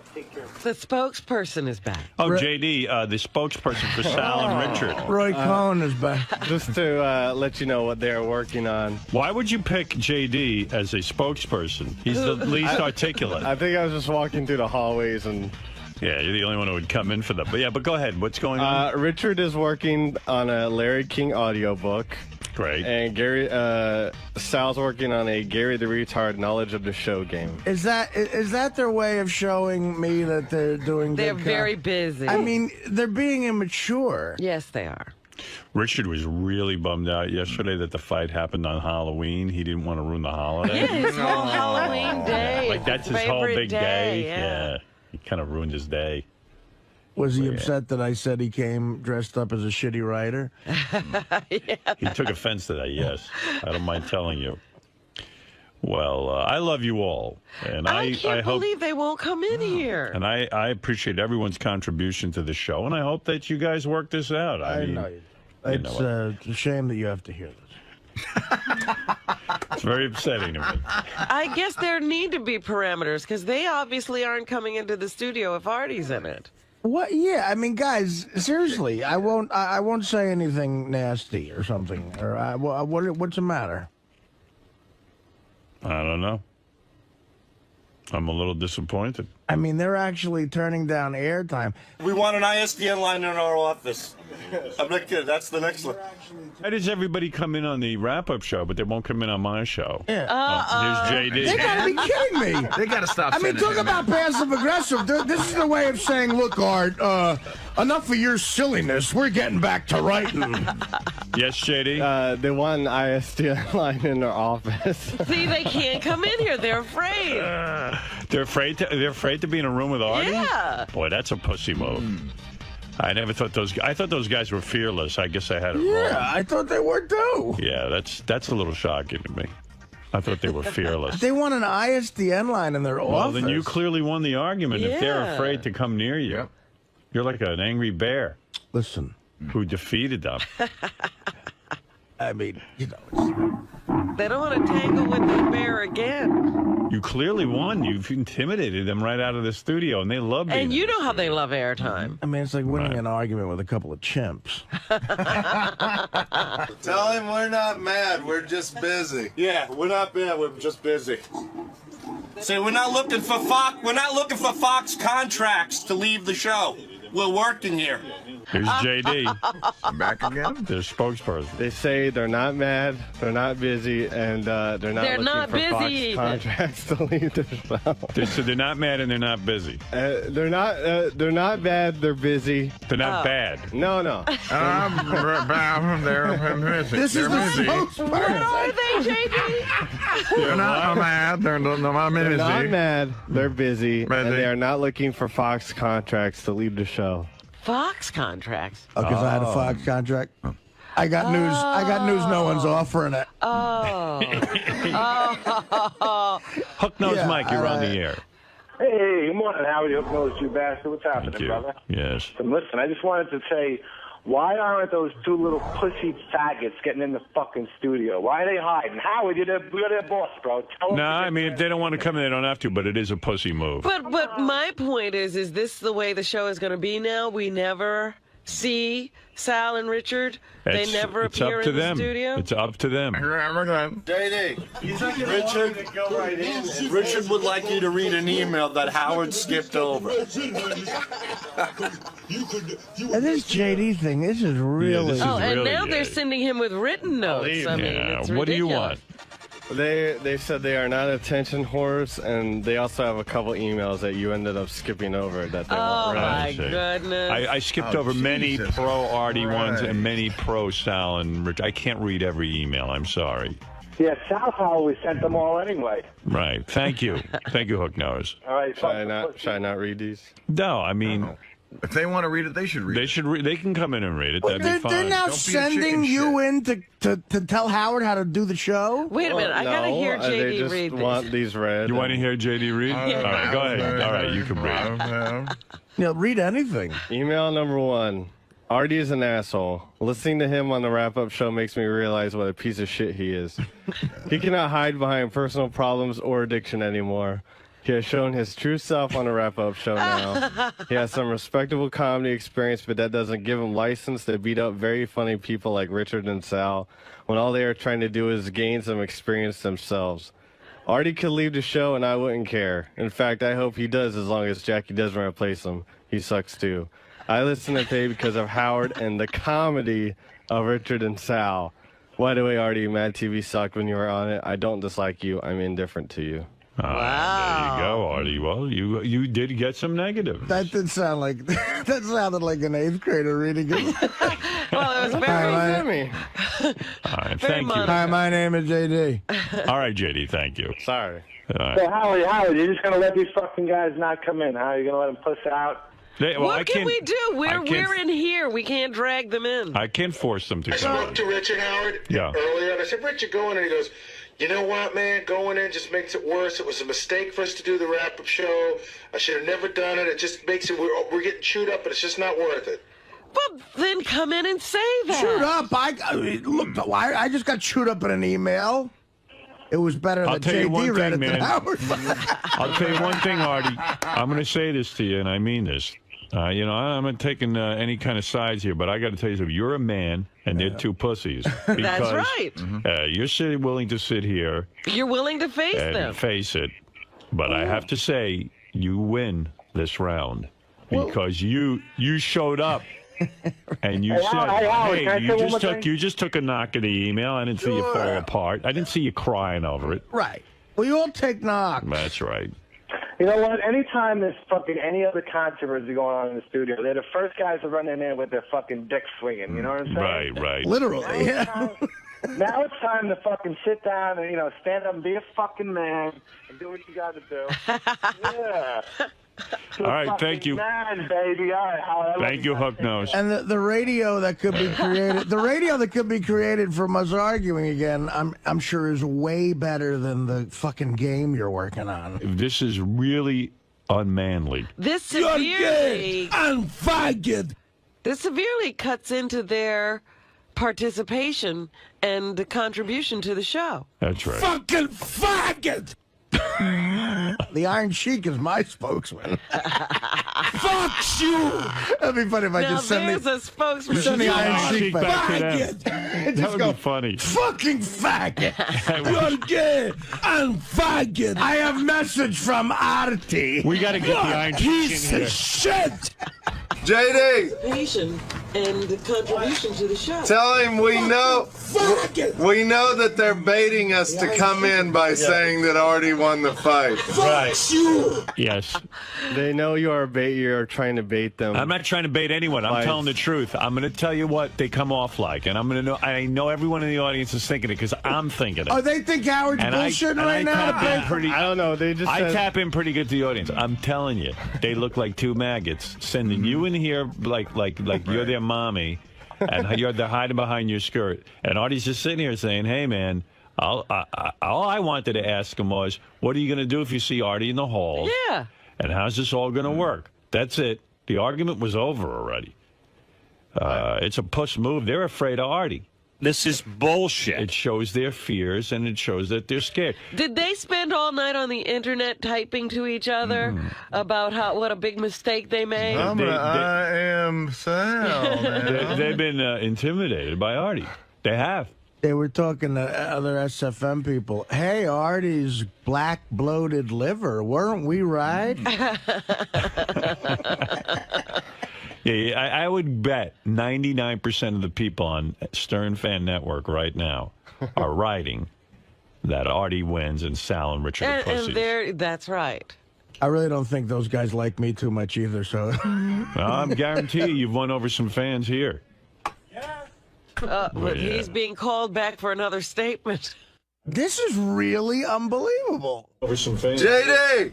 JD! Come here! But he's being called back for another statement. Hey, hold on. This is really unbelievable. Say, we just created a great bit by sending you into the show. As our spokesperson. That's what we do.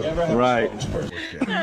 I would never send in a spokesperson to speak for me. On this show? I've never seen this before. I would never have a spokesperson. It's like the Cold War we're experiencing a ton. And if I was insane enough to have a spokesperson, it would never be JD. Yeah, exactly. Yeah, go ahead. They just said they created a great bit by sending me in to be their spokesman. Great. That's what they do. You eclipse them as performers, then. That's what they're saying. Oh, so you're the bit. I guess so. Yeah, all right. Well, then don't come in. And this is better than if they showed up themselves. Okay. JD. Yes. You the new spokesperson for Richard and Sal? I guess. Why did they want to go in? I don't know. Talk to them. Are they afraid? I don't know. Talk to them. Are you more muscle than they are? Do you have more balls? I don't know about that. Sal. Yeah. How come you guys don't want to go in the studio? There's nothing for us to go in for. What do we have to go in for? Why are you sending JD in? Because we're busy working. I called Richard last night. I felt bad about it last night. Basically, the fight was going fine. I fanned the flames for the sake of fanning the flames, and while it added more humor, I hope, to the situation. You know, Richard's a really, really good friend of mine, and he's really bummed out right now. And, you know, it just makes Artie feel worse. It makes Richard feel worse. It makes me feel worse. It's the sickness that is his office of people constantly feeling bad. But this was my fault, trying to man up and, you know, apologize and take responsibility for it. I feel really badly. To tell you the truth, I think on the positive side of life. I think about all the fun I'm going to have this weekend. I think about yesterday was Halloween. I got to go to the parade. Got to talk about growing up on the farm yesterday on the show. Got to dress like Ronnie for Halloween. That's what's on my mind. I block bad stuff out of my mind, and I cover it up with alcohol and horror movies and heavy metal and fun, and that's what's on my mind right now. You're all about self-medication. I'm all about it, and I'm going to just work hard on my job, make funny bits for the show. I got a great job, and I'm going to enjoy it. All right, Richard. And God bless America. It's been a busy, wonderful week. Artie's getting at a war with Sal and Richard and high-pitched Mike. Tell you, it's an official war. I think it's an official. What has happened in the halls? I've never. Well, they stay in their room and I walk around and they're not to be found. I've never been in a feud this serious before. I really haven't. How do you feel? Do you feel like you want to make things better or fix everything up, or are you willing to have things be awkward? I don't like it to be awkward, and part of me is starting to think, like, it's all fun and new now, but it might start affecting the show. Oh, well. Oh, no. Finally. Here's a man who refused to come in up until now. It's 𝗟𝗲𝗍𝗍. Good morning, everybody. Did you have a statement to make, or are you going to hide behind JD's skirt? Oh, and Richard, too. And Richard, too. Uh-oh, there's a statement coming out of Richard and Sal. This is a new development. Howard 100 News is rushing to the scene. We're just doing this to avoid that awful wrap-up show. So. Anyway. And we have Robin to thank for us. She gave us a nice talk earlier. Yeah. Here's There was a meeting between you and Robin? Yes. And at what point in the show did this occur? At a commercial About break. 2 hours ago. Yeah. Interesting. I think this is a bad way to handle this. You know what? What's really interesting to me, remember when you guys first started working and we were in the halls of K-Rock? Yeah. And I said it was great to have you here because of the spirit Yeah. you brought to the place. And now I knew that everybody who worked on the show really loved working on the show. Yes. And that we were one big happy family. Yes. Well, What's happening? We still love You broke our working spirit. Is that what happened? Yeah. So if we get some spirited people, we break them? I don't know. If we're a family, how come, we're the outcasts, we're the creeps, we're the No. I think you Which guys... is fine. You guys are isolating Listen, yourselves. I was thinking for the Robin, last when couple you of make weeks. fun of us, there's a difference.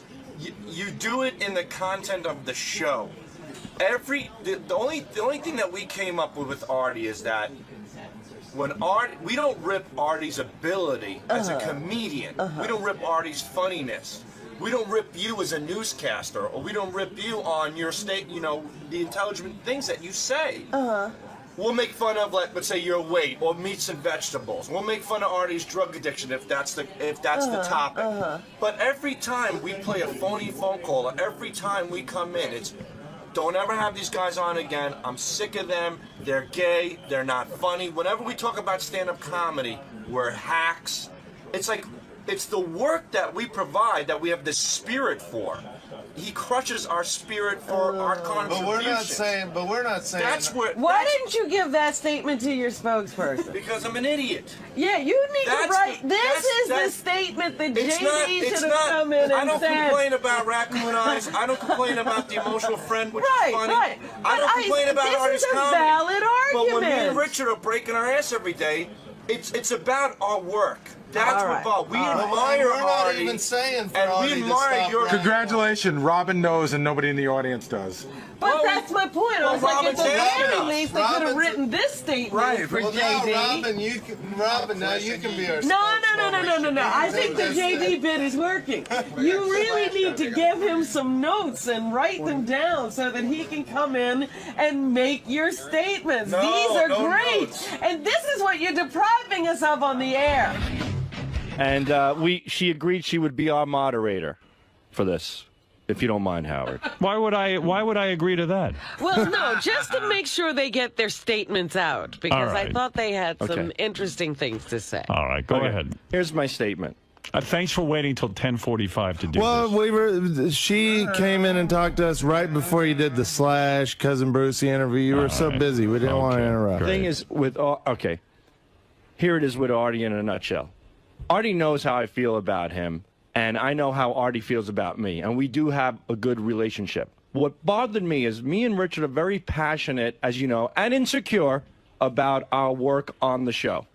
We go nuts over it. We drive Gary crazy. We drive you, Howard, crazy. And we don't mind any of the jokes, any of the ball breaking, any of the raccoon references, any of the emotional friend, which is I've said a million times is funny, and the roasts are great. What hurts us is that when Artie takes a jab at our work that we're passionate about the show, if he says that our jack and rods are redundant, if he calls us fifth graders, if he says any kid could do our prank calls, if he says we take an easy route by using cunt in calls, and he comes back and he says that 𝗦𝗵cie is a hack comedian, we're just up-and-coming guys.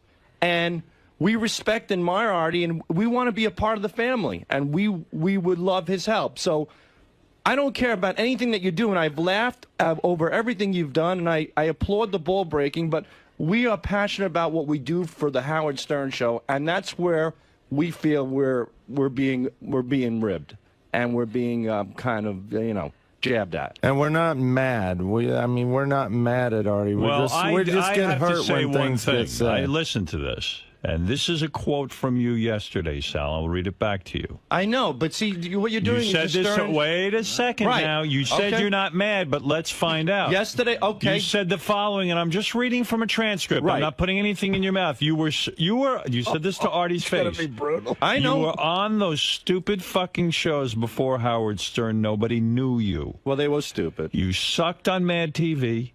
You sucked on the Norm Show. Beer League sucks shit. It's fucking terrible. It's a lot of projects to suck in. It was a flop. It was in 18 theaters and made $250,000 in America. I could shit that out of my ass.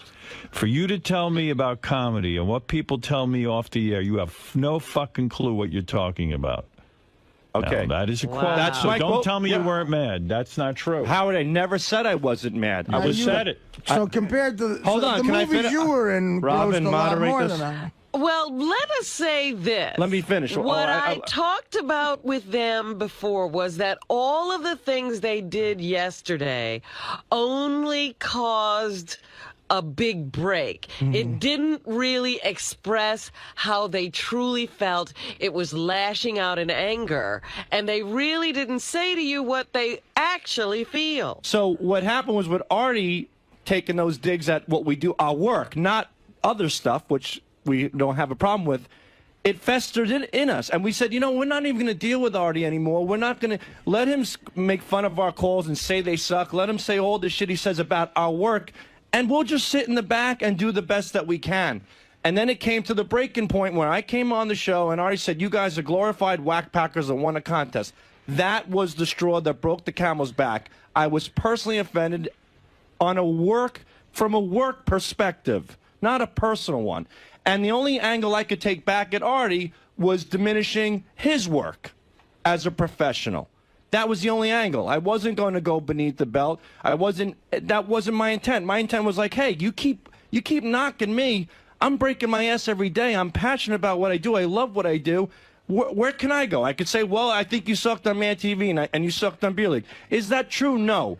But it was to a certain degree, maybe. But that was the angle. What is this? It's ridiculous, Sal. It's so phony. It's not phony at all. What is this? See, it's bullshit. No, and that's the truth, and that's the. But that's why we didn't come in earlier, because no matter what we say, we can't defend ourselves. You said all that stuff before I mentioned that you won a contest. Yes, you did. Tell me when. The stuff Howard just read. That's what I said yesterday. Yeah. Yeah, I did. And then I said you won a contest reacting to that. Right, but I didn't say all that. No, when they brought the wrap-up show. That is true, because on the next page, of course it's several pages later, Artie said that. Okay, but there was several things that Artie said beforehand, which triggered me to say that. Artie, do you mean how in anger I spoke improperly?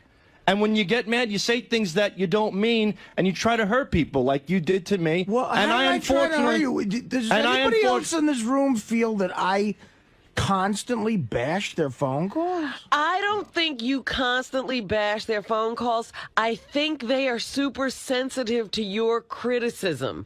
And so every time it does happen, it's like in neon to them. And they don't forget from the last time. It just gets heaped on and heaped on, so that they are suffering every time they do something and you go, that's fifth grade, or why do you guys have have to do that. They're like, Artie hates our work. No, but shouldn't the compliments I give them make just as big an impact? They don't hear that. You know when you're in a comedy club and you see the one guy not laughing and you focus on him and everyone. Okay. Right, and I said we're offended. We get offended if anybody, if Howard, Robin, Fred, if anybody like rags on our work, we get offended by them too. But at the time, they were asking us about you, Artie. We're not focusing on you.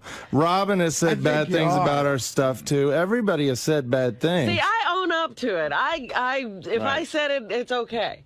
The only problem I have with you guys is a lot of the gay stuff, but your phony phone call stuff is great.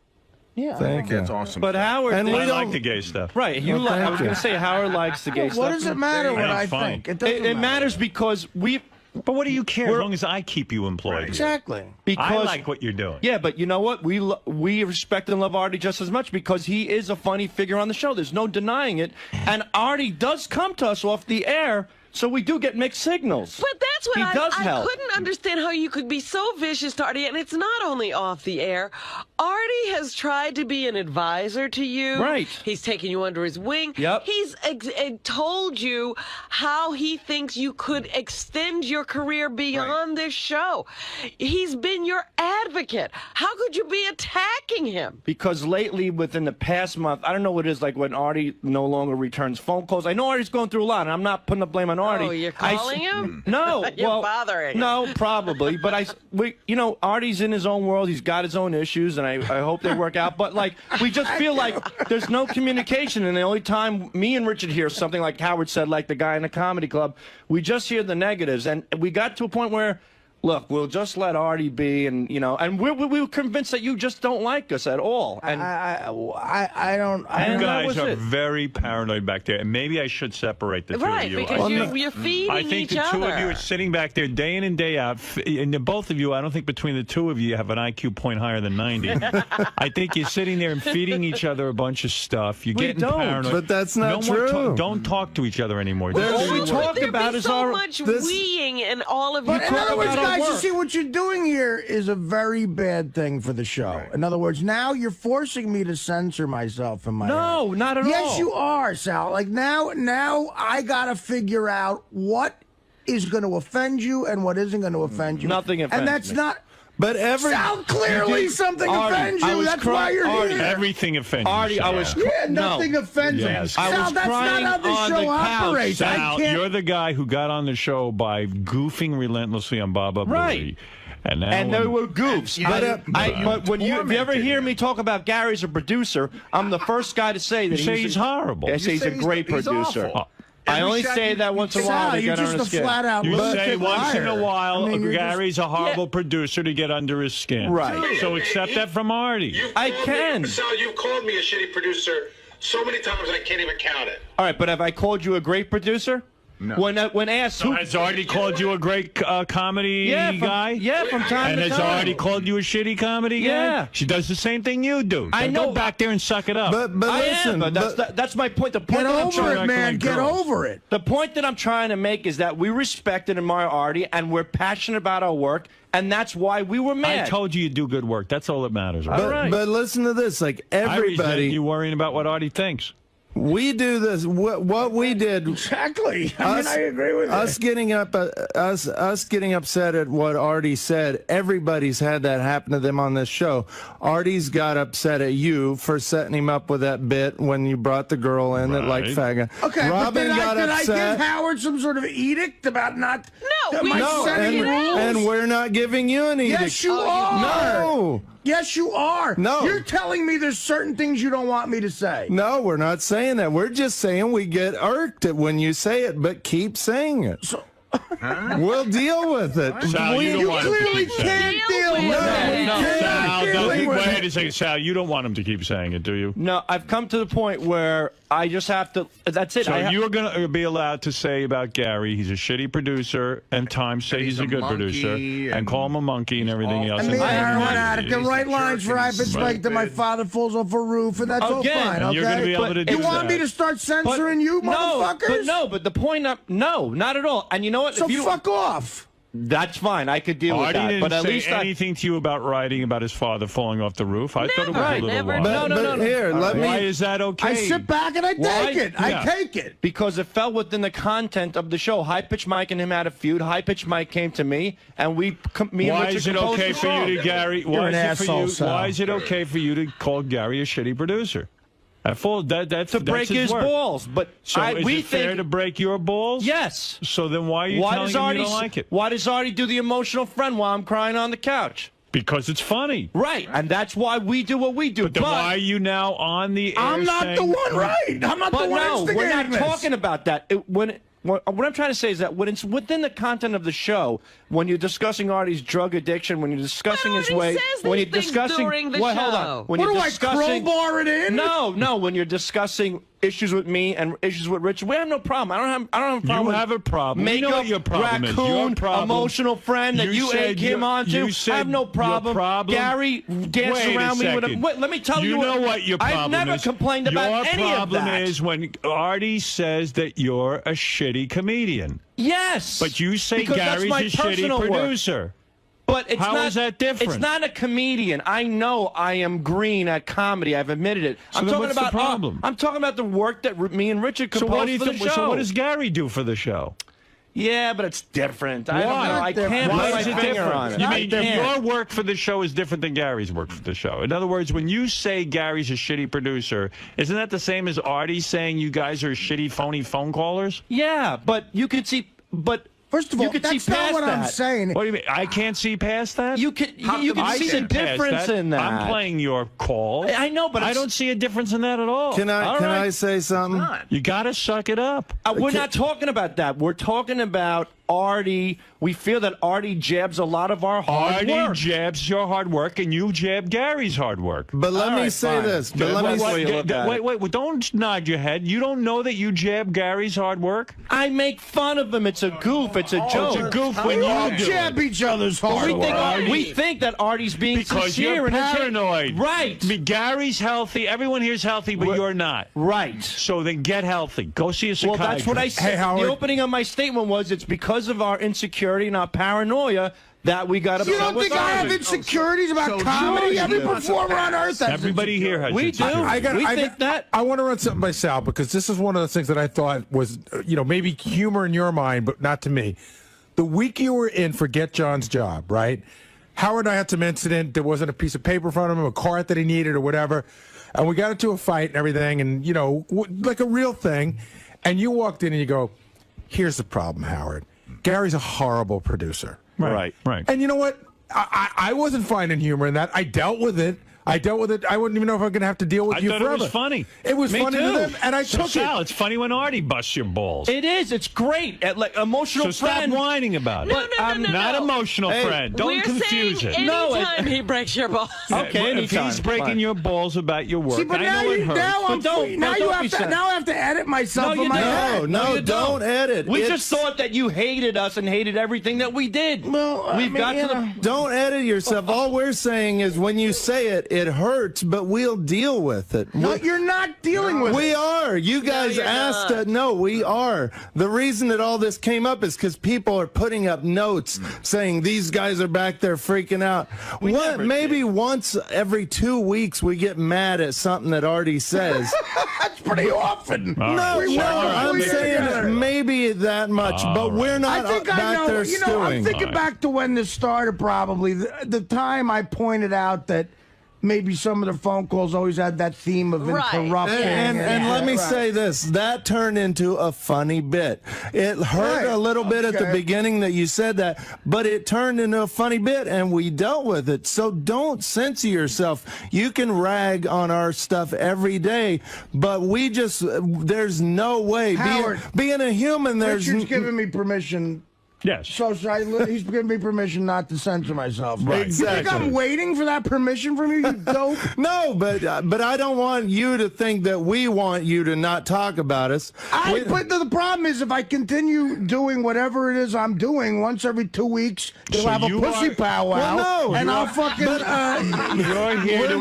You're here to encourage Artie to keep ragging on you. Yes, Is that what you're and saying? I'm Sal, saying- that's what you're saying. That's All right. fine. And I So you're think- done. Now but get the- out of here. but Get to the- work. Wait, One thing. Our defense is we're human. We're not made of steel. It hurts a little bit, and that's all we're saying. It hurts all of us. Do you think it's funny? You think I get a laugh out of high-pitched Mike saying follow your dad and fall off a roof? I know, but when you say on the air that you're pissed about that, that's all we're saying. That we're human just like you guys, and we get hurt. Okay, so stop making those jokes about my father. Stop making the jokes about her. But we're not telling you to stop. I'm not a fag. I don't care about that shit. Wait a minute, hold it. I don't want They don't this like it, to end before we determine, are you going to barricade yourself in your little studio? No. Or will we have some freedom of movement around in the office again? I never gave up my freedom. Here's my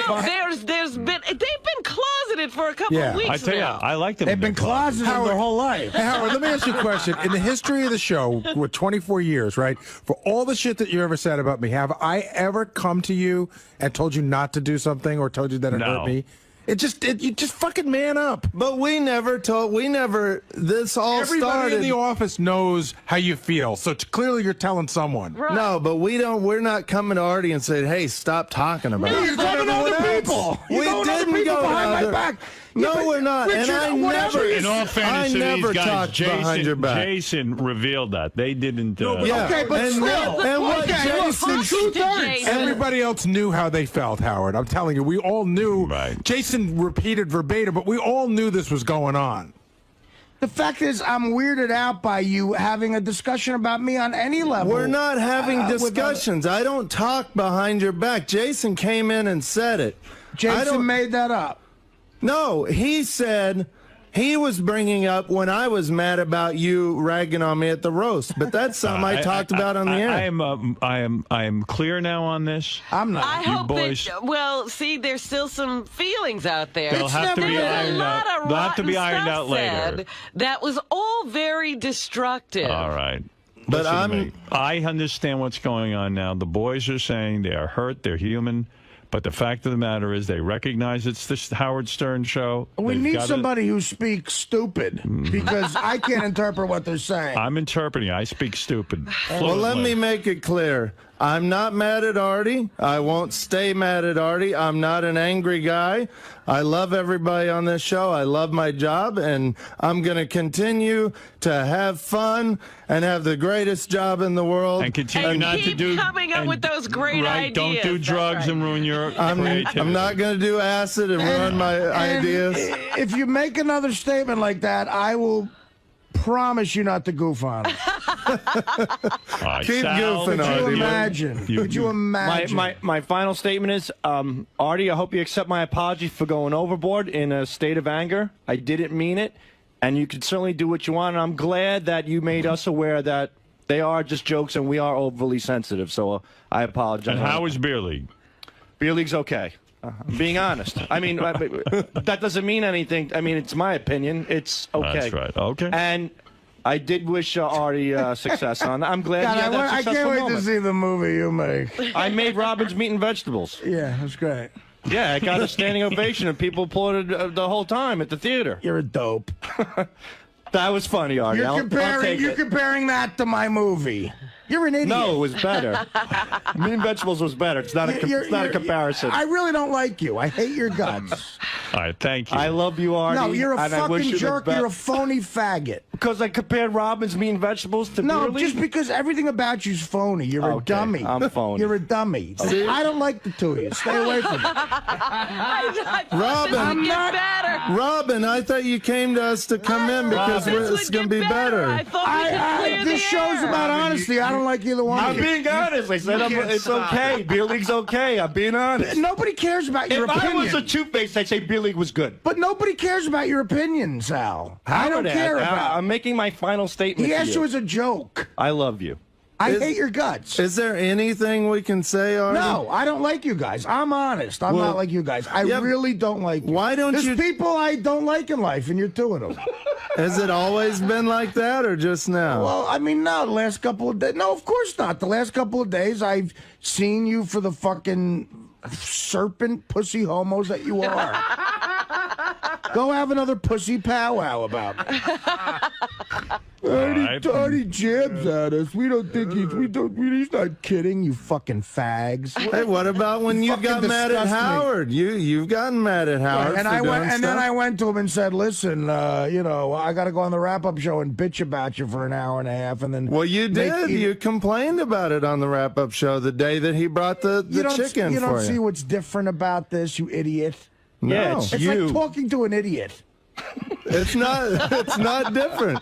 It's something that Howard did that upset you, and you talked about it on the air. Howard acted me and Howard acted the way you two are acting right now. You know what I'll do, Artie, this weekend? I will rewatch Beer League and give it a second. I promise you, Sal, I'll give it a second chance. I'll have some beer. Sal, I want to tell you something. I don't like you on any level. Okay, and I don't care what you think. I don't care what you think about Beer League. Jeez. I really don't. I really don't. You're a dummy. Who pay tickets to see it. A lot of them say they like it. Maybe they're lying. Maybe they're lying. I don't know. Jesus. I will make a sincere attempt. I saw it in the Sal, if theater. it wasn't for this show, job, Robin. Sal, you will never work in this business ever again after this show. Ever again. But you know what? Because you're a nothing. But I'm you're on this nothingness. show. But this is but this show's going to go away, and you'll be a homeless asswipe. Well, I'll be that. I can deal with that. You suck. So, Artie, do I still get the Chelsea hotel room? I'm sick of giving you guys handouts too. Artie, you want your Beer League DVD back? No, Sal, I don't like you. I know, you made that very clear. But I don't like you at all. No, I don't give a fuck. Hold on, you just call the Stokes an idiot for fun. If you come to me outside with this bullshit, I'm gonna drop you, and then I'm gonna fucking punch you in the face. What?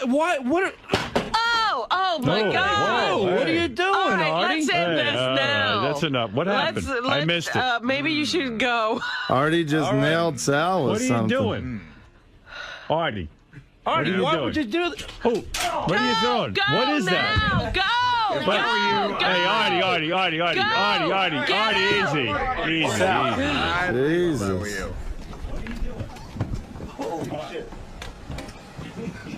Sal, holy cow! I feel bad for the guy. I mean, is it me? Did I go overboard? No, I did nothing. What it was that set him off. I said I'll rewatch Beer League with a case of beer, and he went crazy. What are you doing?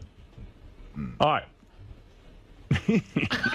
Artie, what are you doing? Jeez. What did you just do? I missed it.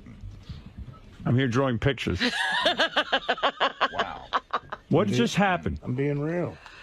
Did you throw some at him? Yeah. Why are you doing that? Come on, man. Sal, I mean, that's not He cool. wanted him to shut up. Howard, you know what? I don't care, man. Yeah, but that's not cool, Art. I don't care. Then fire me. You want to Then be fire me. fired? Why do you have to? Why is it? What just happened? You all right? You want to go sit down? He's sitting. He's sitting. What just happened? What just happened? I'm telling you, I I'm missed dropping it. him if I see him. No, you're All right. not dropping them. Then Artie, well, it's my life. stop I'll it. make my own decision. Artie. Sal was being a jerk again. So let's leave it at that. I thought he could control himself and just talk about how he feels. He does not play well with others. But he just couldn't do that. No. What set you off right there?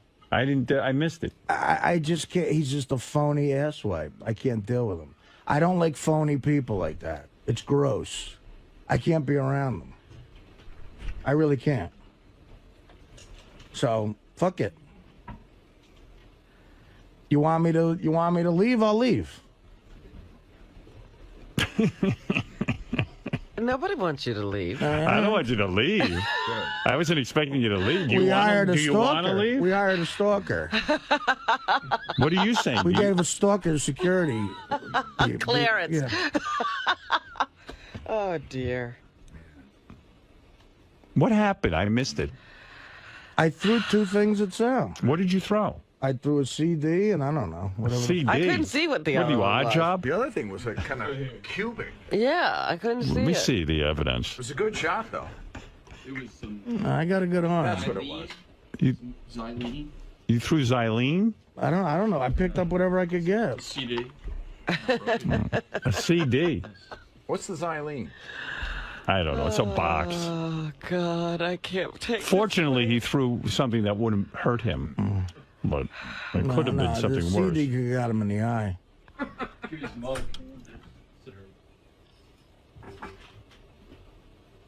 Wow.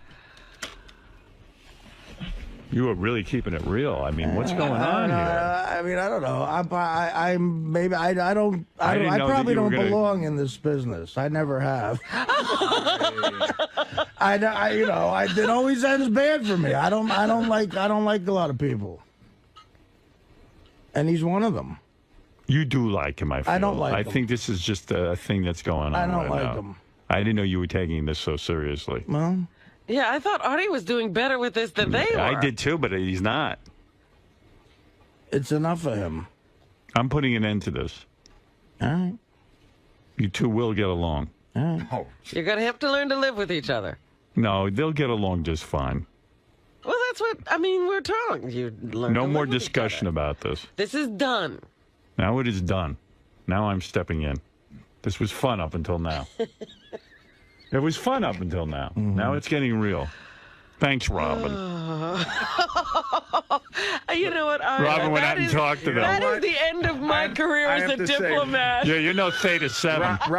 Robin set it in motion, but Sal is like this defective toy. Let me tell you aiming something. back towards the wall. He can't help himself. Well, What I talked to them about in the studio back there when I went to had nothing. I was like, let's not even get into what you got into the other day because that was all set out of anger and it was stupid and it did nothing to help your position here. And when they told me how they really felt, I said, that's something you should say. They couldn't keep to that script. No. Know what happened? You just quit the show again? No. He said if you want to fire him, he'll go. Why do I always have to fire?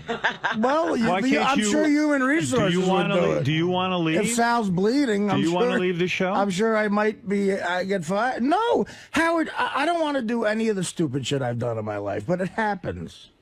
All right? I'm going to settle this right now. I'm going to listen to me.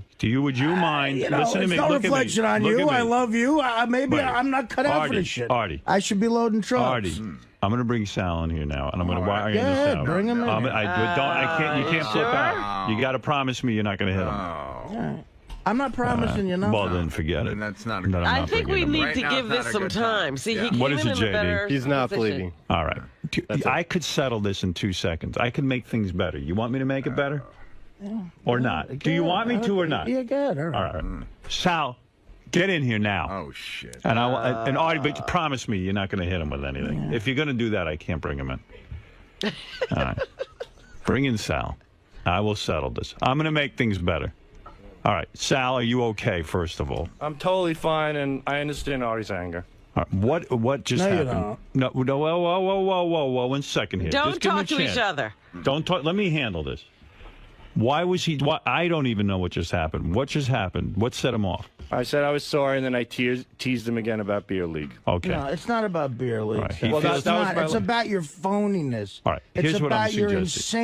insane phoniness. Here's It's what not I'm- about beer league. I don't. Artie, in Sal's defense, I You're don't think so it's stupid. Artie. In Sal's defense, I don't think it's phoniness. I think it's he doesn't understand how to speak. All right. You hear what I'm saying? I think you're right in a sense when you call him stupid. He doesn't know how to patch things up. That's why he's having problems with his wife. Well, the man's under a lot of neither stress. do I, clearly. All right, well, wait a second. I'm going to get to you in a I'm minute. not I'm going Mr. to tell you about Sal. Sophisticated either. Sal's a obviously, little bit though. retarded. Yeah, I'm going to be honest with you. I happen to believe he might even be retarded. Not even a little bit, but really straight on And retarded. Sal, I mean that as a compliment. Because you're Now, a high achieving. You're a high achieving High retard. functioning. Artie, I don't think the guy hates you at all. I don't care if you hate. No, That's let it, me- no, Howard. no, no, We no. make it too big. I don't care about I him. know you don't. I just I'm don't. but I want to make it comfortable for you guys to work, and I'm just kidding I'm around. comfortable. I don't work with Sal, him. He don't work with me. Okay. Sal, here's the problem. You're rubbing the guy. You're digging him, and you're digging him, and you're digging him, and then he's going at you, and you're going back and forth at each other. I happen to know that you guys do like each other. I do know that. I know right now you don't, but up until a few days ago, Art, come on, I know you like the guy. I've never liked him. All right, you Really never have liked him? Never liked the guy. I thought he was a creep. When I said something about him on the air years ago, and our mutual friend Kamal said, "God, that guy Sal is crazy. He wants to kill you." No. And I was like, really? He goes, Really? Yeah, you better get on the phone. So I you never heard really a guy never so liked him? mad. You never found anything? And Is there Kamal put me on the anything- phone with the guy, and when we hung up, I said, "Wow, that motherfucker's scary." But and aside now from I'm sca- working with him. But let me ask you something. Is there anything you like about him? No. Honest to God, nothing. I don't like the kid. You really don't? I don't like him. Wow. It's just you never met Well, somebody you're you just don't doing like. just as well as I did, Howard. You never met somebody you just don't like. That's true. I don't like the guy. There's a lot of people like that in my life. And this is not hungry Artie saying No. this. This is. No, it's not I know you're in a hungry. bad mood. You haven't had any cake or sugar. No, I'm not. Cupcakes. Well, that's various devil dogs. That's aggravating, but It is aggravating. well, you know, This is tough for you. I'd like to eat. Right. 33 past the hour. Sal. Okay, here's what I'm going to say. Sal's crazy. All right. All right. I And- like and- Sal, and I love you, and I love Sal. I know you do. I love all you guys that work I'm with not me. asking you to choose any Okay. sides at all. I want to would tell you never do something. that. I love you all. Artie, you're interested in working here, right? Yeah, Are you? I Or don't you know hate what it? I'm interested Do you in. hate I it? don't know what I'm When you get interested in. depressed, This I is know not you a hate it. time to ask him this All question. right. I hate Artie, work. I'll ask I don't you like something. work. You don't like work. I This hate is too much for you? This is the greatest job ever, but I don't like jobs. Me too. I'm with you. Right. But as far as the job goes, this isn't so bad compared It's to the greatest job of all time, Thank you. but I just don't like working. All right. I'm I'd with rather- you. I want to go somewhere and just be by myself. Absolutely. He's Wouldn't back to we all? Italy. Wouldn't we all? Doesn't have to be Italy. It could be. All right. It could be We're the at- Italian section of the Bronx. Who knows? Could be your new house. You could be hanging out there for I a don't while. It know. would I be just. very I don't. nice. I don't. Are you this is- envying Britney Spears' life at this point? But you know, again, it's probably maybe it's not even Sal's problem. It's my problem. I have a history of. Look, I got. You're doing I got fine. arrested. You know, and I spent, that was a past. yeah, You're doing much better. I've never gotten the proper counseling.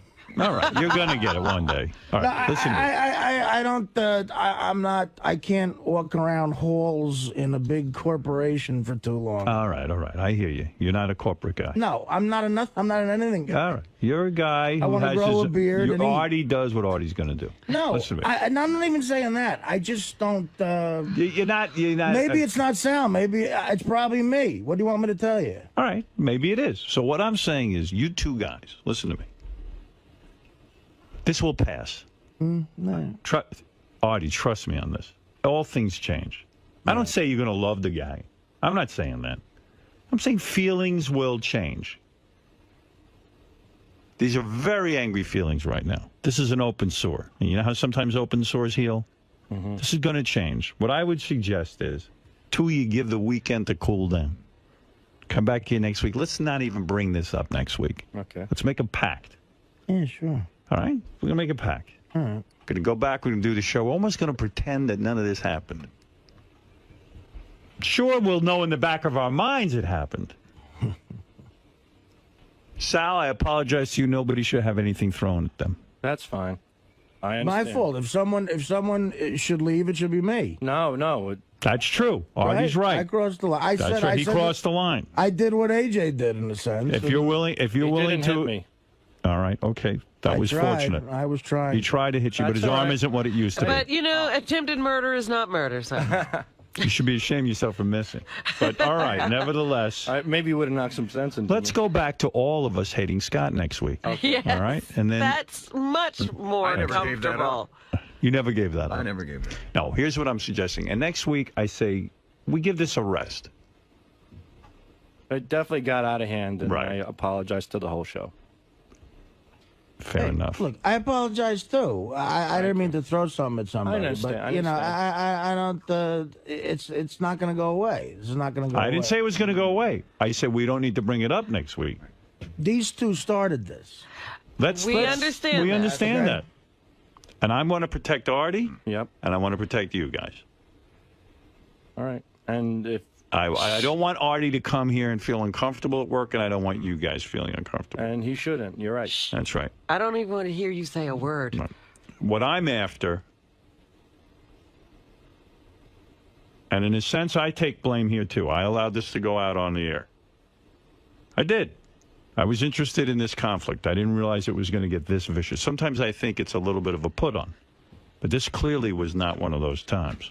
No. Like when Artie says, oh, I hate Sal, I almost still don't even believe it. Right, absolutely. But he's telling me, and he's looking me in the eye, and he's saying, I really hate this guy. This is real. And I am at fault to both of you for not realizing how serious this is.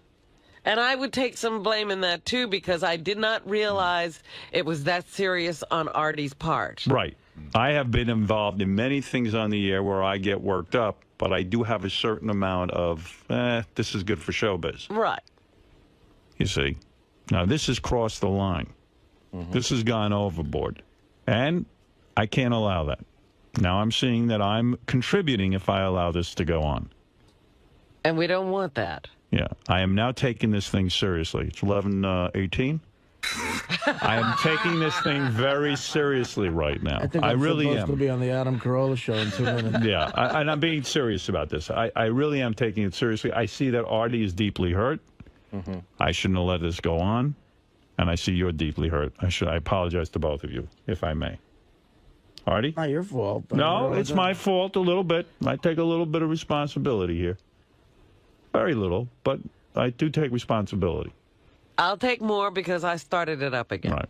The truth of the matter is, it's a very difficult situation because if I did what I tried to do, I'd be in handcuffs right now. Right.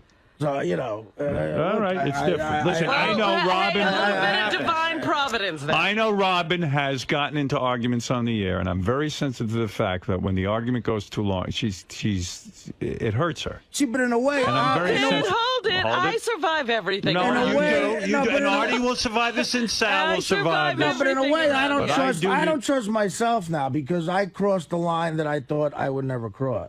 A line that, shush! Stop talking yourself out Bob of the job. Levy threw a bottle of Gatorade at Ronnie. It's a throw, Artie. You didn't choke me. You didn't lunge at me.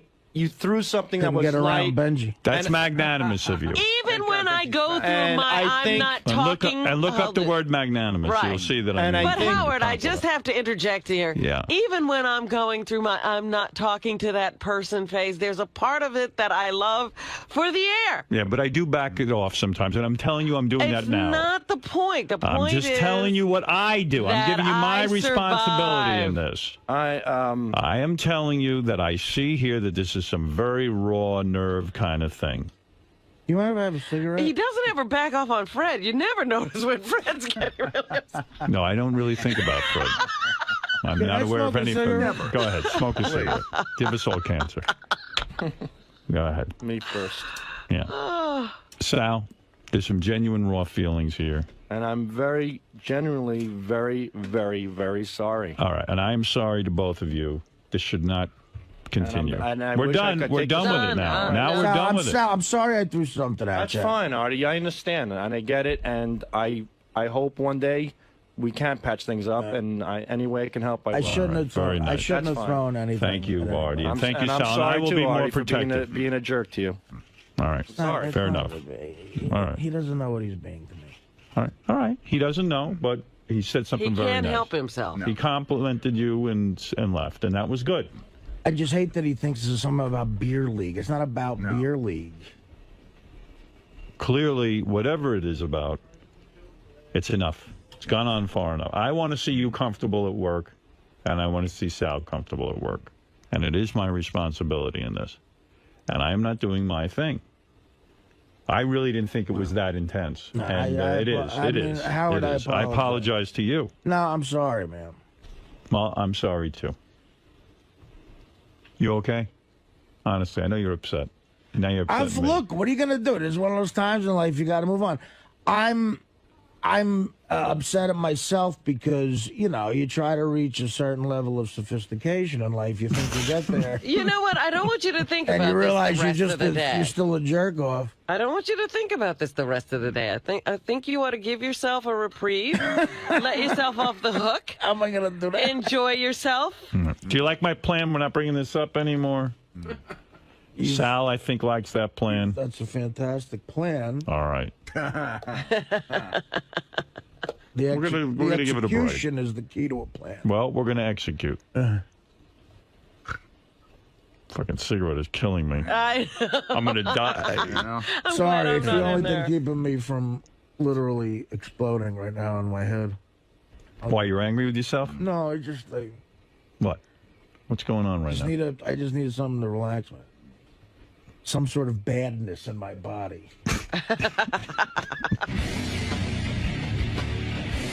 Sal, how do you feel about all this? I hope it gets resolved. I'm more concerned about Artie than anything. I mean, it's just like things. It starts out angry, turns into jokes, and then it snowballs back to anger. It's like you don't know where it's gonna go. It's just crazy. And then, what do you think about all this getting physical? Did that really freak you out?